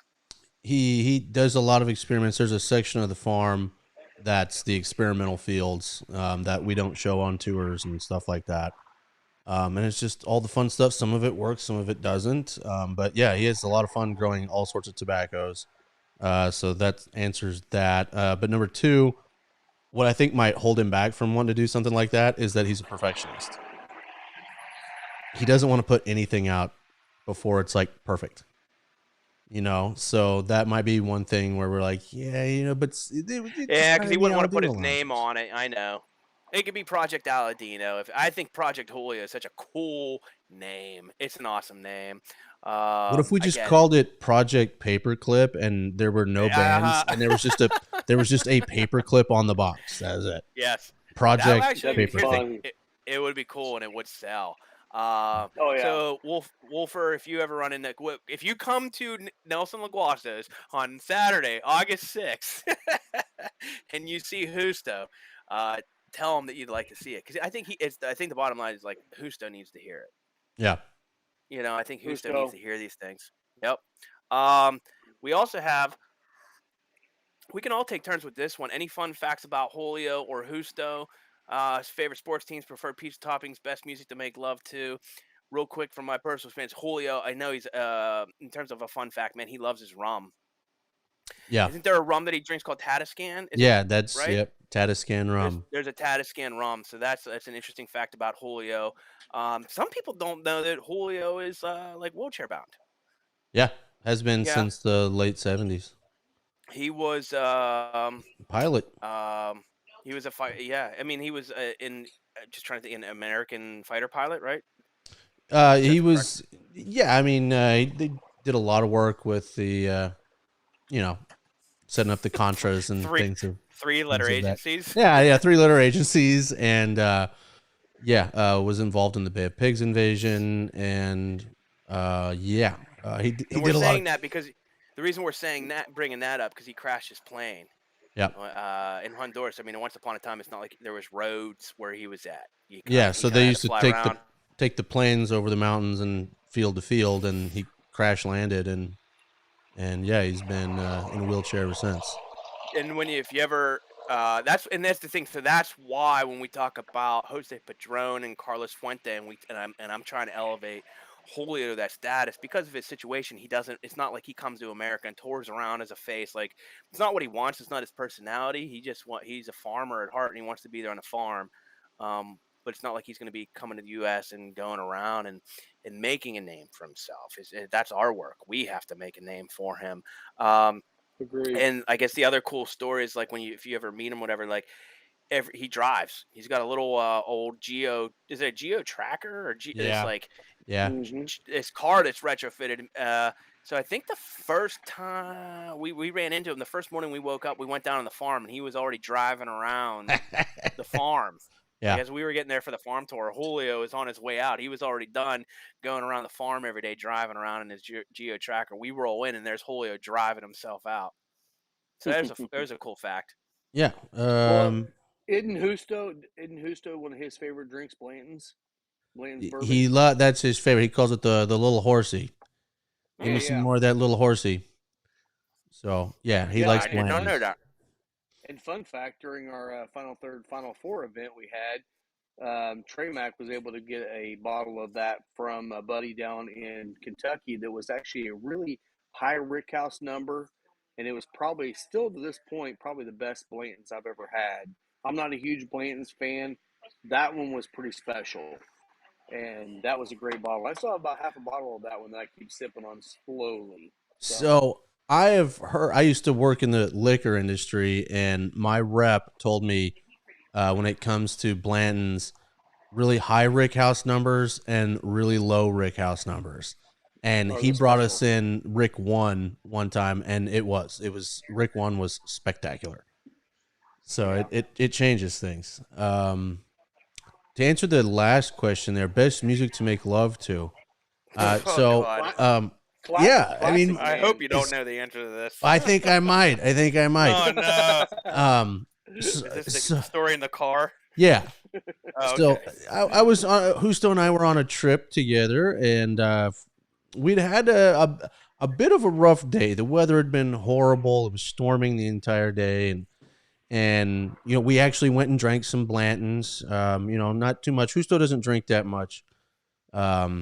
But he does like to have a drink. So we had a drink and decided to drive back. and we start talking about music on the drive back to the hotel, and he's like, bro, I was in Miami when it was super crazy. He's like, you don't know nothing about, hip hop music.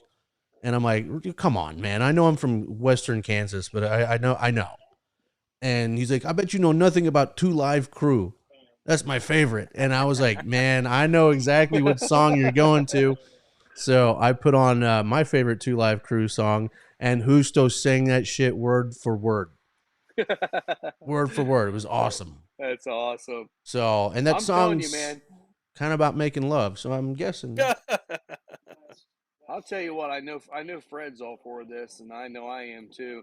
We got to get a video of Justo driving down in Miami, the classic band playing in the background. That's all we need. We got to get him to drive first. Just to do that. Justo doesn't like to drive. That'd be problem number one. Well, then we get one with Julio driving his tracker down through the fields. That would be hilarious. The ultimate classic.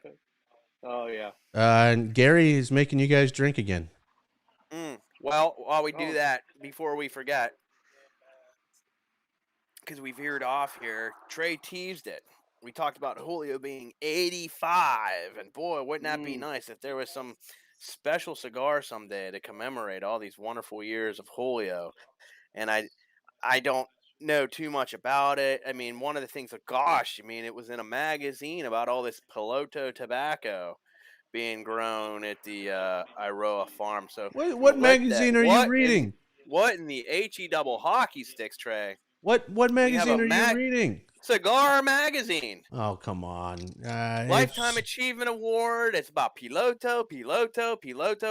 And I've yet to smoke any piloto. There might be some... Same, brother. There might be some piloto going on down south. And I'm not talking about me personally, but... I think Fred and I need a couple samples of that to make sure it's actually above board. Yeah, I think so, maybe a special cigar for Julio, piloto. Do those two things come together? I don't know. It would be nice. I've heard rumors. It would be quite nice. Again, Trey, real quick for people that don't know what piloto is, we're throwing out a word that some people might not know. What is that? Well, number one, if you look at our bands on all of our cigars, it says 1947 to 1961. Right, and in Julio's opinion, and that he was in Cuba at that time as a young man working in the factory, his opinion is that era of Cuban tobacco was the best era of tobacco, period. And in that era, there were really only two tobaccos grown. The majority of it was authentic Corojo, which is, we're the ones keeping that alive. Even Cuba doesn't grow authentic Corojo. It's all been hybridized for, reasons, because it's tough to grow. So you hybridize it, especially with Criollo, and you get a more hardy plant with a larger yield. So that's one thing, is the authentic Corojo. And then the other plant grown at that time was Piloto. Those were the two. And when they first got to Honduras, those were the first two things they tried to grow, Piloto being the first thing they wanted to grow. And it just didn't work, and it didn't work, and it didn't work. But all throughout those years, Julio kept the seeds. And he's been up to something. Have you smoked piloto? Yeah. Can you describe that experience? You remember the first time you put on Two Live Crew? No. You remember that? It's kind of like that. For me, it was 112. I remember that first 112 album, and I was like, wow, chicka, wow, wow. Put some blue lights in the barn, and became my little party palace. So it was kind of like that. Everybody got quiet. I start talking about. I'm reading. Yeah, everybody gets quiet. I start talking about the latest comment. I thought Piloto is the guy who makes the sign of the cross every time the planes take off from the lands at Tegucigalpa Airport. Yeah, Piloto. I don't know much about that statue, but all I know when I was landing at Tegucigalpa, seeing that statue just made me feel a little bit little bit better. Yeah, that was a rough landing, but I'll take that. I will land in Tegucigalpa over driving out of Tegucigalpa any day. Yeah, I really don't want to do that. No. All right, Trey, there's one more cigar that I know about that you've smoked. Yep. You were given a cigar Yep. with just a plain white band Mm-hmm. that said Sumatra. Don't deny it. I did. And fill us in. And we have been growing a decent amount of Sumatra, playing with that. And it's possible there might be an offering in the next year. Nice. It's, I mean, a little tease, It's like the intro to the 112 album. It's like, oh, it's about to happen. But that's it. It's just giving you just the intro. So Nice.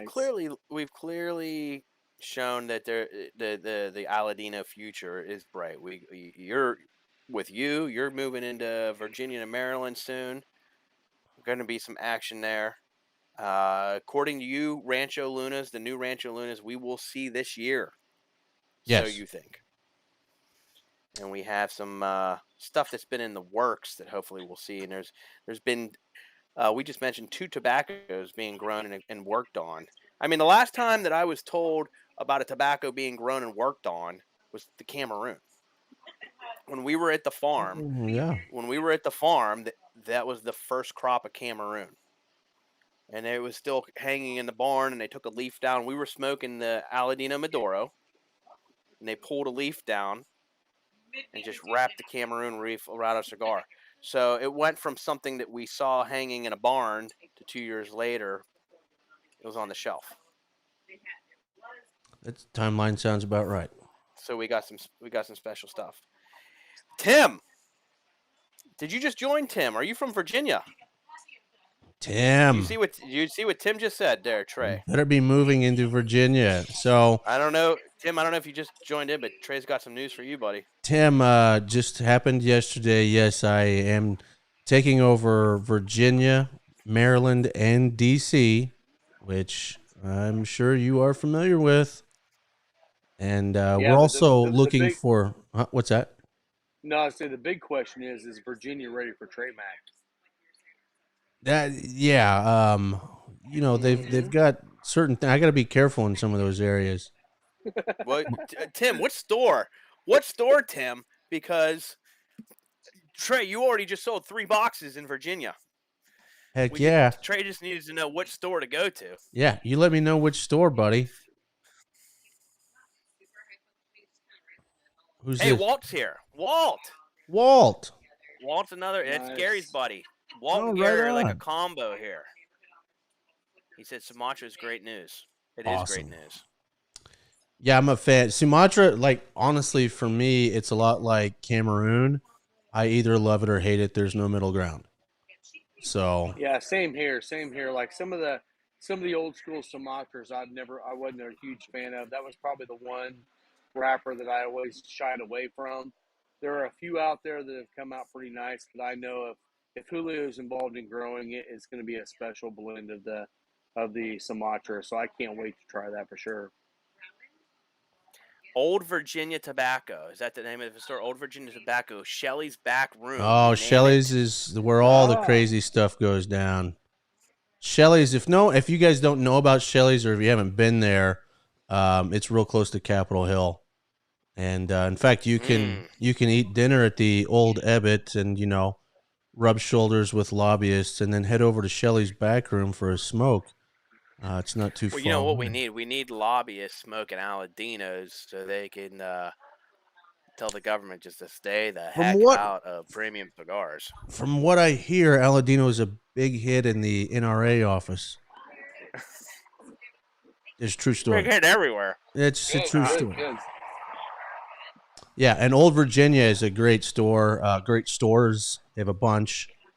And yeah, I'll be down there. Their main store, I believe, is in Manassas, but they got several stores, and I'm going to hit them all here pretty quick. Awesome.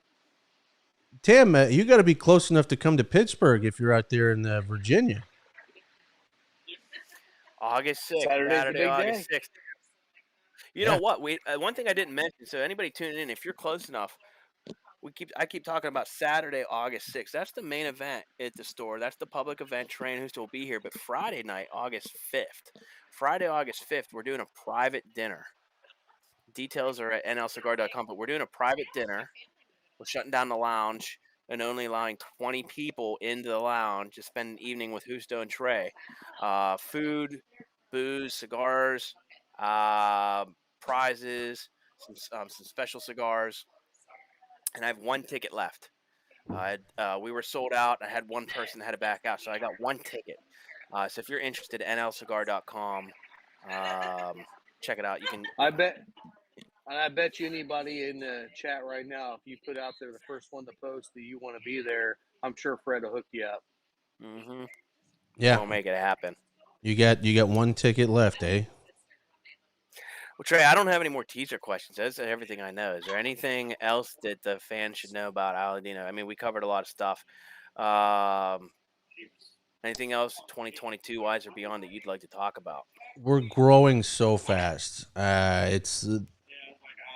I'll put it to you this way. So I've been officially working for Aladino for 2 years and a month. And just the farm alone has tripled in size since I started. Amazing. So, yeah. I mean, it's just, I can't wait to go back there this year and just see how that valley is just full of tobacco. I can't wait. You know, a lot of people don't know this, but Camacho, that used to be Julio, and then they sold the name to Davidoff. But in those Camacho days, I mean, the amount of cigars they were doing and the amount of tobacco they were selling was astronomical. And it's pretty cool to be part of that, to see that come back. It's super fun. I mean, it gets me in the feelers, honestly. But Yeah. just to see so many more people interested in the brand, and honestly, it's really cool to see a lot of younger people are really gravitating toward our brand. That like 24 to like 35-year-old market. And again, these are people that didn't know the old Camacho stuff. So, you know, like the 60-year-old guys that used to smoke the old Camacho, they'll smoke the Reserva and be like, oh, this is the old Diploma. Like, I miss these things. But it's cool to see the younger crowd who never had all that stuff is like gravitating towards this and the smaller ring gauges. And it's just awesome, man. Trey, awesome. I have a question to follow up with what you just said. Like, here in Greensburg at our shop, I mean, we're an Aladino lounge, so it's easy. I mean, we give Aladino props and we give him plenty of shelf space, and we carry so much. When you walk in, the first thing you see is Aladino, so it's a bit of a given. And our Aladino sales and appreciation and connection to the customers here has nothing to do with Camacho. Isn't that cool? Yeah, and Same here. what I'm wondering is, so I take that for granted. I mean, for here, Aladino is the support and respect that Aladino gets and the appreciation it gets is 100% on its own merits. There's That's so cool. Nobody has any connection of Aladino to Camacho. Every now and then, like if I have a new customer, I'll say, "Are you ever familiar with Camacho? Do you know anything about Camacho?" But it's not an important thing. My curiosity is, as you travel around, is that a thing that matters in some places? Some people have a connection to Camacho? So at other stores. I'll tell you two stories. Almost Havana in West Virginia that I brought up earlier. That was the main thing when I went in there and I was telling the story while they were smoking it. Their manager was like, "This is the old Camacho," and I'm like, "It is." I hadn't even got to that part of the story yet. And he's like, "Julio's back." He got so excited, and that's really what got me back into that store because they were huge in the old Camacho. But the really cool story I was at a place called Cigar in Cleveland. And I walked in, never met the guy. He'd never met me. I'm giving him my spiel. And I said, "Julio Eiroa." And he's like, "Julio? Like Camacho Julio?" And I'm like, "Yeah." And he's like, stop it. We're going to do an order, but I got something to show you. And he takes me back into this office humidor that he's got, like an extra humidor. And he had every single year of the diplomas from back in the day, boxes and boxes of them every single year. And I was like, what? And he goes, I bring them out Christmas Eve every single year. You have an opportunity one day to buy one from, he's like, if you want to buy one from every year, fine. But you have one chance. And he's like, after Christmas Eve, I put them away. And he's like, I've been doing that for years. And I was like, Awesome. I think you're going to like what we're doing. And they've been a big supporter ever since. So yeah, there's a lot of those old school guys that remember that, which is another reason a lot of people remember the original Triple Maduro. And I get pushed for that all the time. When are you going to bring back the Triple Maduro? When are you going to bring back the Triple Maduro? So that's another thing I've been pushing. So, well, there is a cigar. Go ahead, Rob. No, I was to say, I know here at our shop, you know, we always go in the humidor with people, get to know them, and show them what we're doing here. And it depends on the age of the client coming in. If it's someone that's a little bit older, has been smoking cigars for a lot of times, I'll lead with the Camacho story, a little bit behind it, and kind of share with where that came from. That's who Aladino is now. But like you were saying, we have also a very large group of young people coming in and smoking here now. They don't have a clue on what Camacho used to be. So it's like there's no reason to even tell that story. Just tell the history of what Julio is doing, what Justo is doing, and why they are who they are right now, and why they're becoming a huge leader in the market right now. And it just depends on the people coming in on whether or not you tell the story. Eventually, you get down to telling that story to everybody because after they smoke one or two, they're looking for more stories about why this brand is so amazing. And that's always a fun way to take them down through the stories because, I mean, if you go all the way back to Cuba, all the way to the Camacho days and all that, there's so much story to tell that you could never stop telling the stories. And that's what's so much fun about this, getting to know people, having people get to know the brand. There's an unlimited number of stories to tell that actually get people excited about this brand. and Rob, when we get, I'm sure Fred will back this up. When we get you down to Honduras this year, you'll have your own stories and you'll be connected to the history, and you're going to put your hands in the exact same soil that Julio did in 1961. Yeah, we're ready. For the Scorpions. You do have to watch out for scorpions, Rob. I did not see one, but the first day, Rob, they're gonna be like, "Oh, by the way, at night when you go to bed, don't leave your shoes on the floor because the scorpions might crawl into your shoes, sting you when you gotta put your shoes on the next morning." Like, what did I just do coming here? Fred, did I tell you about my scorpion experience? No. My first night, the first night I stayed in Julio's house, and they told me the whole thing, like, be careful with shoes, blah blah blah, and I'm like, yeah, okay. Like the next morning, I'd set my alarm to go off on the bedstand, and my alarm goes off, and just like an idiot, dumb American, I'm just like slapping at it, trying to hit the snooze button without like looking. And when I finally got it, I grabbed my phone, and an inch away from my hand is a freaking scorpion just chilling on the nightstand. And I was like, oh my God, oh, that's real. The scorpions, that's a real thing. So I didn't get stung. We dealt with scorpions down. We spent some time in Ecuador, and they're a big thing down there too. So it's a real thing, man. Yeah. Which is we have another question here. So for those that don't know, I'm big into fantasy football, and this actually will make sense. And yeah, Fred, you want to talk about we've done a fantasy league there at your place. Let's just put it on the line now. We're coming up in August, or I screwed up last year. We kind of did it too last minute. We're doing it right. Yeah. Okay. So we'll discuss that off air another day, but we got to get that ready soon. The guys were so disappointed that I was like, I don't know that they want to do it again. We did it in 2020, And then I was just like, yeah, I don't know if they want to do it again. And then like I screwed up. Everybody was so pissed that I didn't organize the Aladino fantasy football again. So we're gonna do it. Rob, if you guys are interested, I'll run a league out there too. And anybody else that's interested. Last year I ran 22 leagues. So I commissioned 22 leagues. Now this is why this actually is pertinent to this. Not only is it fun to have fantasy football is fun in general, but it's a lot more fun when you get to be with your friends in the league every Sunday and just shit talk each other and have fun. And what better place to do that than a cigar lounge where you can have a smoke and have a drink? You know, it's a lot of fun. So I encourage people to spice up their Sundays, especially partnering with Aladino, of course. But the channel that you guys are on today is actually not going to be a cigar channel. This is my sports channel, which this season, ZFG, which if you don't know what that means, get creative in your head. ZFG with Trey Mac Shipley.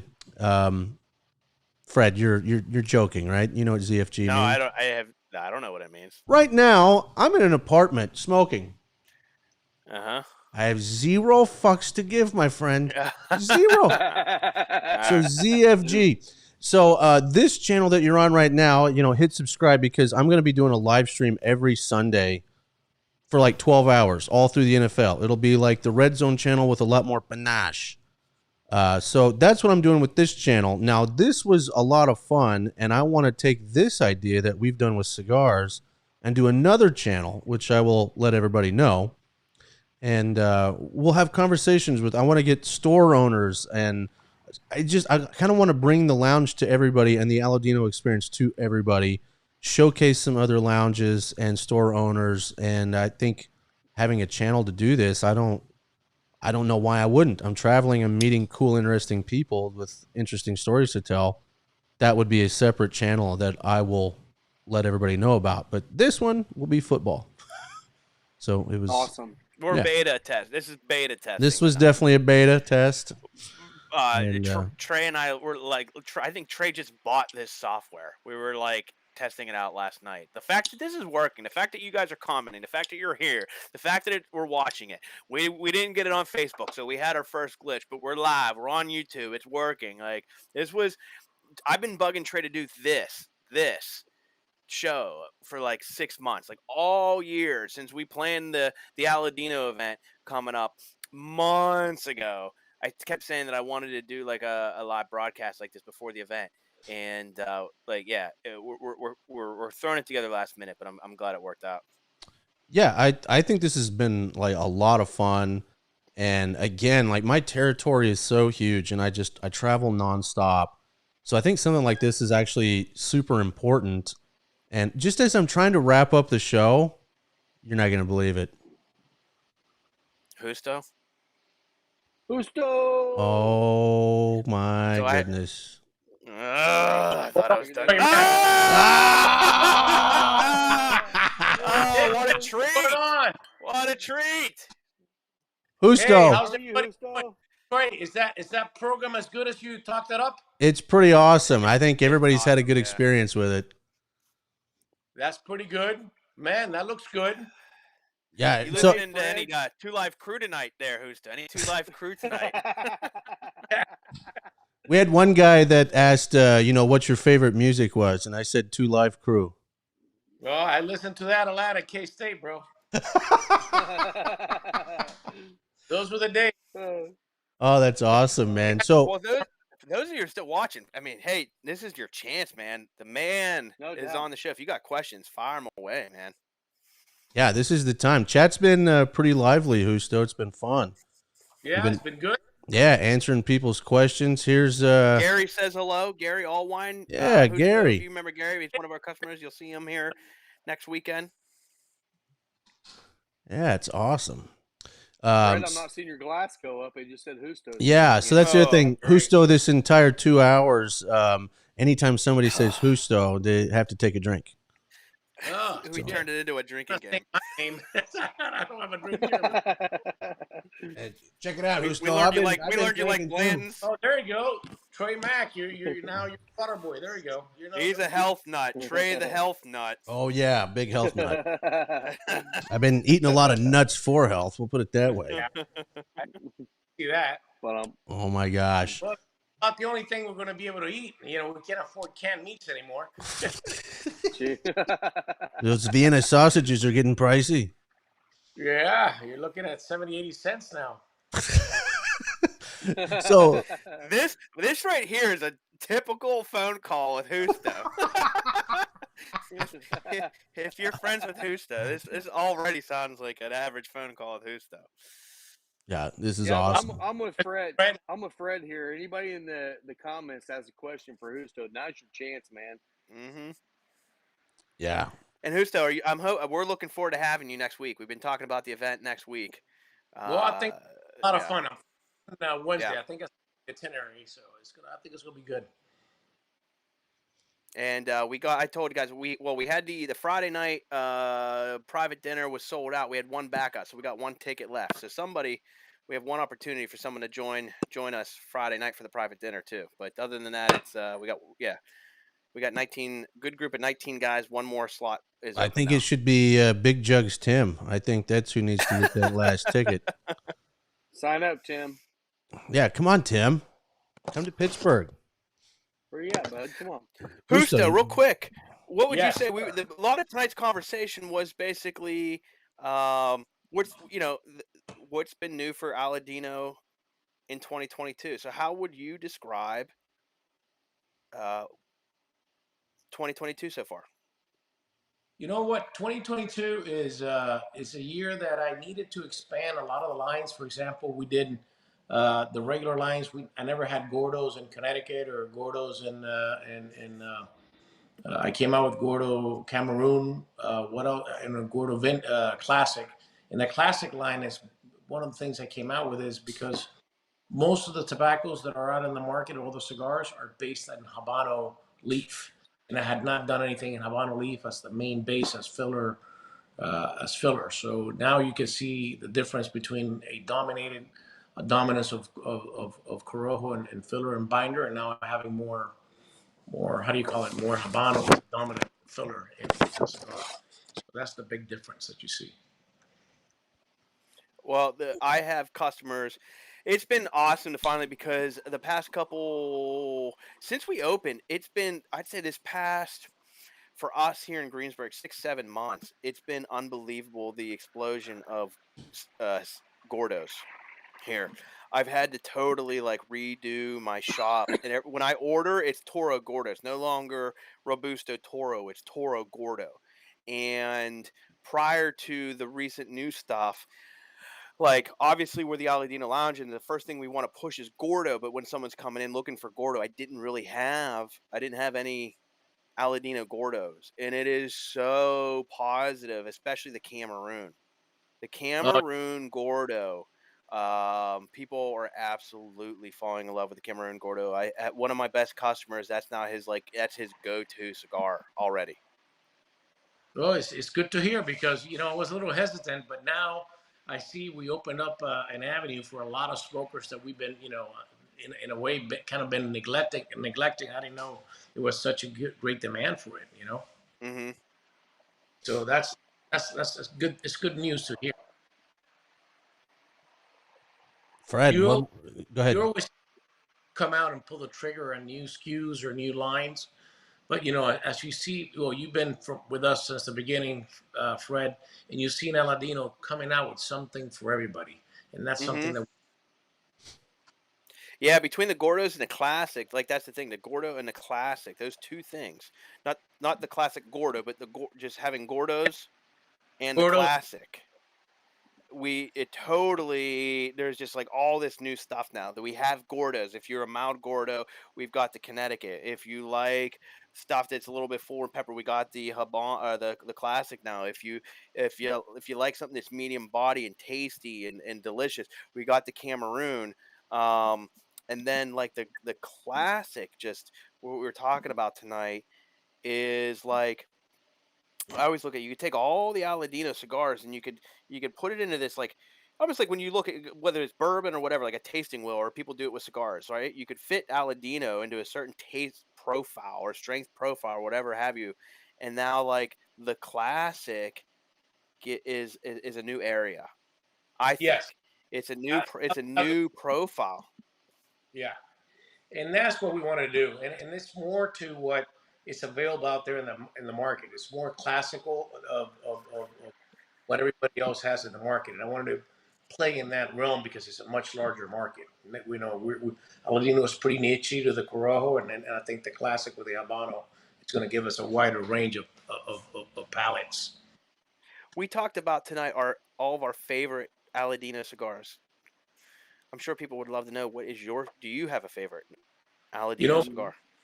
you see me all the time. I mean, if I go to a lot of stores, you'll see me with the Connecticut, the Cameroon, and the regular Corojo. Those are the three that I smoke the most. The Reserva, you know me, I'm a lightweight. I'll get a buzz, but I'll smoke it. Enjoy it, especially when I'm at the farm. I'll smoke it. I'm always kind of stressed out. I want to relax, and that's what I do. That helps me relax a lot. And a lot of hot weather over there, and activity does not get me dizzy. It's just sitting around that gets you the buzz. We did some teasers tonight. We talked a little bit about because you guys I'll blame it on you, Justo. I'm gonna blame this on you, but you teased us all last year. It's major product. We talked a lot about your dad, and we glowingly talked about your dad tonight. And but we talked about that magazine article, the Cigar Magazine, or was it Cigar Journal? I'm sorry, am I saying it wrong? Cigar Journal. Cigar Journal, where he got the Lifetime Achievement Award. But you guys made sure that you told the whoever was doing the article all about the Piloto project. Well, You got to tell us about Piloto. What's going on with Piloto? We're all inquiring minds want to know. This is too public. We gotta get, we gotta a teaser. Yeah. So, they get right. I know. It's what I do. It's what I do. In this family, I push. I push. Yeah, I know you do. So are you ready? Oh, sorry. What's that? Are you ready with a new store? How you guys doing? Yeah. The goal was September 19th, opening day. September 19th is the opening day. I'd say we're ahead of schedule. The goal is to have everything done by the end of August, so that I have 2 weeks of just preparing to open. The week before we're just too busy. We probably would be ready to open like the 12th of September.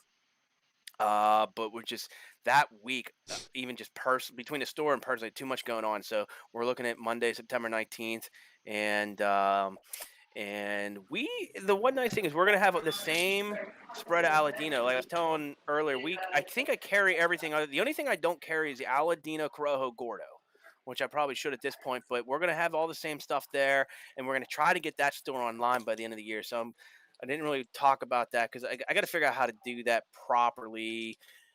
With the credit card processing and doing cigars online, there's a lot of moving parts with that. But the goal is to get online, and I'm kind of excited about being able to offer Aladino online to the country and all the sizes and SKUs.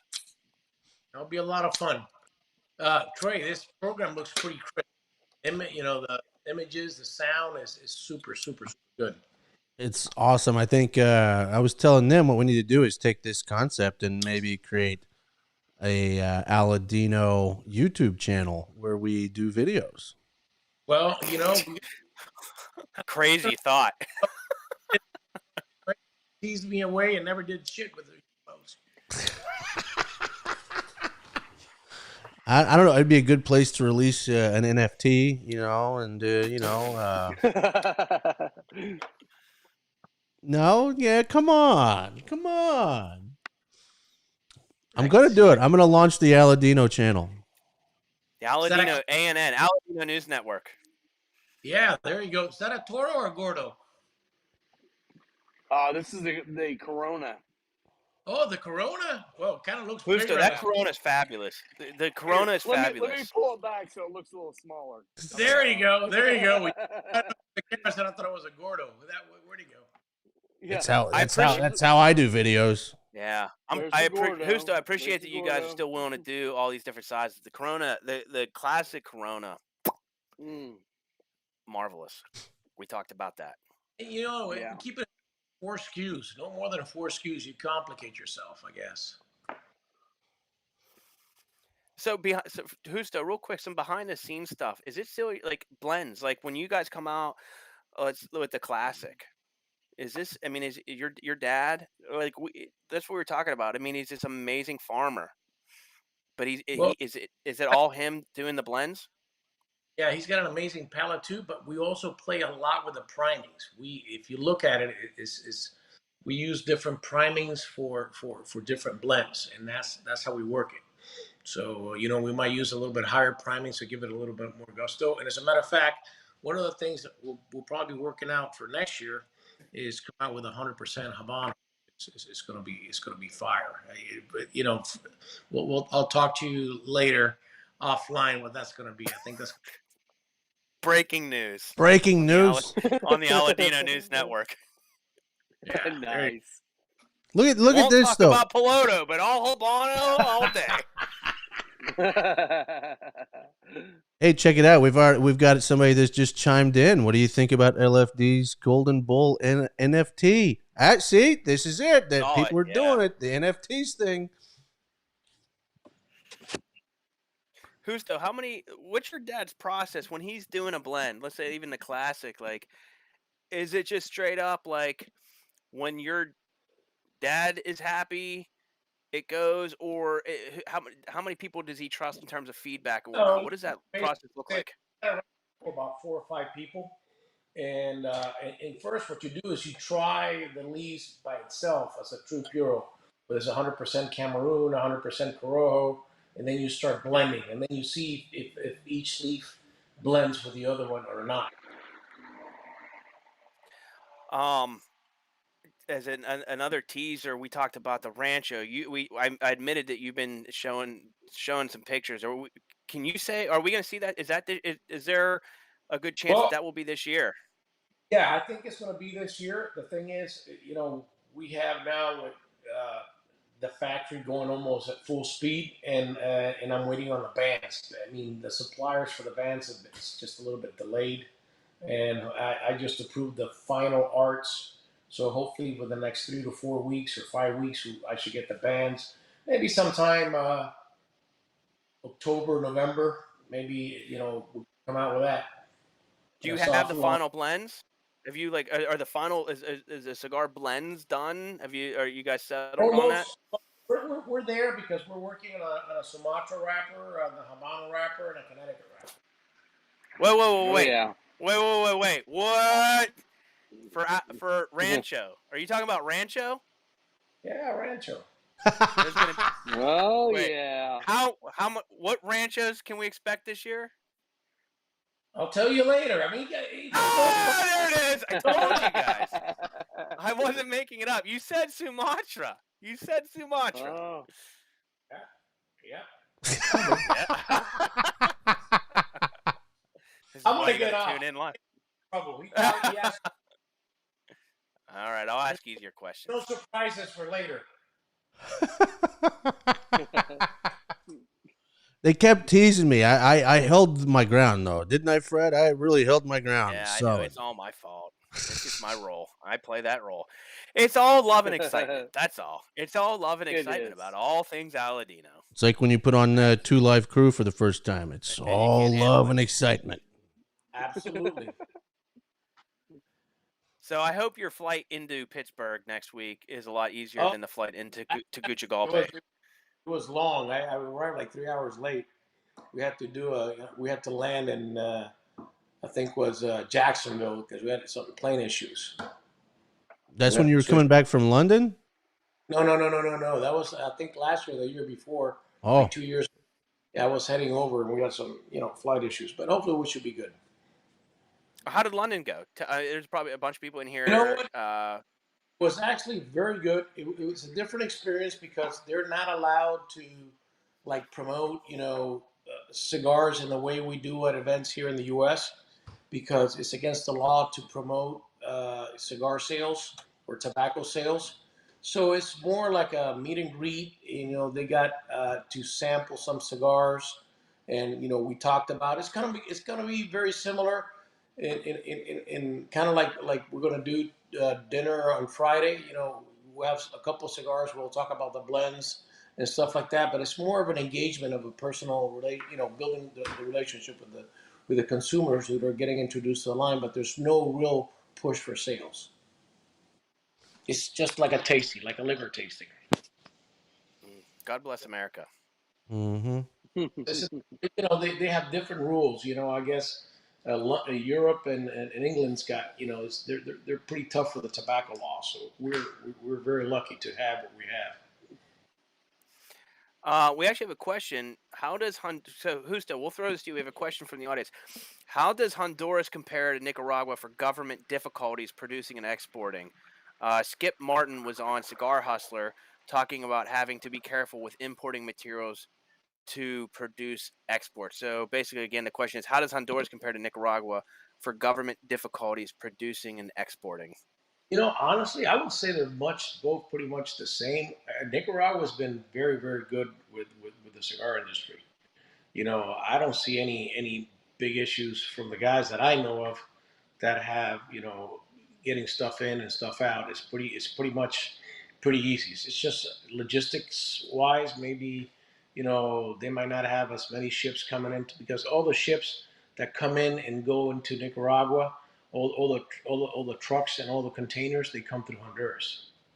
So that might be the issue, But otherwise, Nicaragua is extremely friendly to cigars. I mean, they probably do double or triple what we do in manufacturing because they're more friendly to manufacturing. I didn't realize that. Yeah, look at the stats. If you look at I think that Nicaragua does like 200 million. Honduras does like maybe 60 million or 40 or 50 million cigars. We're way down the totem pole.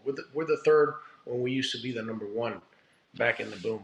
Don't you feel like that tide is shifting a little bit? It's still tough. Nicaragua's still very competitive. They grew this year a lot. Last year they grew a lot, and actually Honduras took a dip. What do you think caused the dip? Well, I don't know if we had stricter lockdown rules than Nicaragua, which is that for sure happened, and then our cost of production are way more expensive. Are there other? You know what? This is something I honestly don't know. When I think of, when I think of Aladino, I think of Honduras. When I think of Honduras, I think of Aladino. Justo, are there other major manufacturers that people would know about that I would know about that are focused in Honduras like yourself? Well, I know Well, your brother. you have Plasencia. You have I think you have Alec Bradley. I believe you have factories from Maltadis. You have General Cigars, which is Hoxa, which is huge. Probably one of the biggest factories. It's the biggest factory in the country. So I think Rocky also manufactures there. So there are plenty of manufacturers.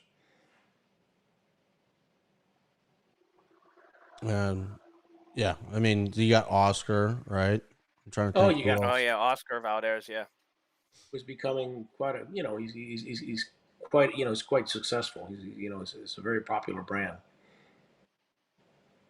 Do you see the market in Honduras growing? There's not a real big culture for smoking cigars in Honduras, and like I seen in Nicaragua either. You don't see that big. Maybe the guys that work at cigar factories will smoke, and some of the guys that are in the city will smoke. But it's not. It's really not. It's not a cultural thing. It's not like in Cuba that everybody was smoking a cigar. Rob, you have any questions for Justo? Not really. I think we kind of gone through pretty much everything. I know we're all very excited about some of the new things you got coming out and some of the new test blends you've been doing. Obviously with the new classic coming out with the new sizes of the Cameroon, that's really helped us. I know it's helped Fred as well, just getting more people excited about the brand. Um, Seeing more and more new stuff coming down the pipeline is fun because everyone's always asking what's new, what's smoking well. I think that you guys are ahead of the game on that a little bit, and I think it's just going to continue to help us succeed and also help your brand get out there even more. So, no real new questions though. Are you going home earlier now, or are you still doing the late night shifts? Still pretty late night. Yeah, I pretty much live here right now. So Uh, So, do you see Fred being a younger Rob? he's a little bit better looking than I am, but he's not a bad guy. Rob, I don't know. I saw pictures of you and Lisa as young pups. Oh yeah, we saw those Yeah. pictures recently. Dude, if I shave this beard off, I look like I'm about 20 years old still. So I refuse. Well, your beard's gotten way longer, so I was trying to, figure out is that Yes. Rob? Is that Rob? And then, you really grown out. Well, I keep trying to cut it off, and everyone tells me I can't cut it off now because it's part of our branding here. So I guess I'm just going to let it grow. Okay. So, so it's pretty much now the driving force, because I mean, before she was kind of hands off, just looking at the scenery, and now I guess she's 100% in. I guess. I don't know, man. Lisa's a rock Are you getting star. more people out? What's that? I didn't hear you. Are you getting more staff, getting more people to help you out? Yeah, we now have 4 people on staff here, helping out a little bit. My sister is actually coming helping us a little bit. We've got Isaiah that comes on the weekends. He's a 23-year-old that knows more about bourbon than almost anybody I ever met. He has really been a good asset for us. But no, it's been great. We're growing every week. It's getting to the point where I'm getting ready to hire somebody else probably here in the next month or so. Football season starts up. We're going to open up on Sundays as well. That'll bring more clientele. So it's always the learning process, getting to know all the new customers, help them understand what we're trying to create here. It's a little different than a typical cigar lounge, at least in our area. We're trying to create more customer service and customer loyalty, and really, get to know our customers more than just the lounge where you go in and listen to thumping music and move on from that. So, it's going to be an everyday process, but we're constantly growing every day. New people stopping by every day. So it's been an awesome experience so far, and I can't wait to see over the next few months how things continue to grow. Beautiful. But Fred, do you see yourself putting in a bar in the future? No, I wish. It just doesn't, like Pennsylvania. It's a The little bit. Yeah, just the way the laws work in Pennsylvania. Um, I'm not saying like here, no, the new shop, no.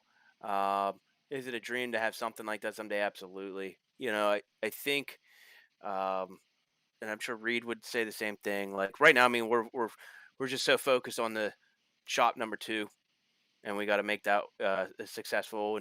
And it's a new time. I mean, it's a whole when we opened up this, like Pete and Reed had a shop in Greensburg, and when we opened up this one 2 years ago, we started with an existing customer base, and we grew it. We added customers obviously, but now we're going into a new town, and we gonna have to focus on building a new customer base and just learning what they want and what their needs are, and like Rob said, then like letting them know what we're offering. So I think the focus is on there right now, but I think it would be cool, like if, a couple years from now. There's so many cool. I mean, what Rob is doing, it's just awesome. It's awesome what he's able to do with the whiskey bar. So yeah, but I with the laws in Pennsylvania, I mean, it would almost have to be like a restaurant situation or something. So, um, Is but that that's just down the road. that's great. Well, it's been great seeing you both. I mean, it's awesome. I mean, I'm glad that everybody's doing, having a successful story. So it's a great thing to see and hear, and it's awesome. This has been a lot of Well, fun. We should do this more often. Absolutely. absolutely, yeah. Now that Well, somebody Yeah. has the software. morning we could always catch them late in the evening. Yeah. Well, Trey, you want to wrap this up for us then? Yeah, I'm good. I appreciate everybody that's chimed in, asked questions. This is actually like for the first time doing this, and especially with Facebook not working, this actually turned out really well, and it was a lot of fun. Good learning experience, and yeah, we should definitely. If anybody has ideas of where this could go, let me know. That goes for y'all in the chat too. If you got any constructive criticism or things that you would like to see in the future, leave them in the chat. I'll look it over. And yeah, because at the end of the day, I want to connect to more people. I want to bring Aladino into more hands and into more shops. And I think your idea uh, earlier about like just basically like you said, working with other retailers. yeah, I mean, you have a whole plethora just in your territory alone of shops that you're tight with and things like that. I think that's a great idea, and you know, I would love to see, you know, hear the stories from as many shops with Aladino as possible. Absolutely. awesome. Especially when you Agree. open, you know, new accounts and stuff, you know, new shops, Yeah, you know, what their early reactions are and stuff. It's all part of the Aladino story. I would be intrigued by it. I think that's a great start. cool. Well, and I know also, Trey, you got into the shop down. It's called the Office Cigar Lounge down in Southern Indiana. You know, I've heard he's texted me a couple of times and said the brand is going amazing down there, and he's so excited to get in there. And I'm super excited to see more brands coming into or more lounges in our area, bringing your brand along because the more people that are smoking Aladinos, the more people are going to seek them out everywhere. So the more brands doesn't really do anything for Fred and I on hurting our business. It just brings more people to the brand and it makes us all more successful in the process. So kudos to That that, man. a great story for all of us because we're all a small part of it. So it's just building something that is really means a lot because we give consumer satisfaction and not only that we get to meet a lot of great people on the way. Awesome. Yeah, Gary just said, exactly. thank you guys. Gary, thank you. You've been a great supporter. It'd be good to see you here in a couple days. Absolutely, Gary. See you soon. You bet. Well, fellas, it's been a pleasure. We'll chat. We'll do a little recoup over some other period of time, not tonight. Go over what you guys thought too. Bring account owners in for interviews. Yes, I agree, Doug. I think that would be a great idea. But yeah, again, thanks everybody for jumping in the chat. Thanks Justo for jumping on. Fred, Rob, appreciate you guys. This has been a blast.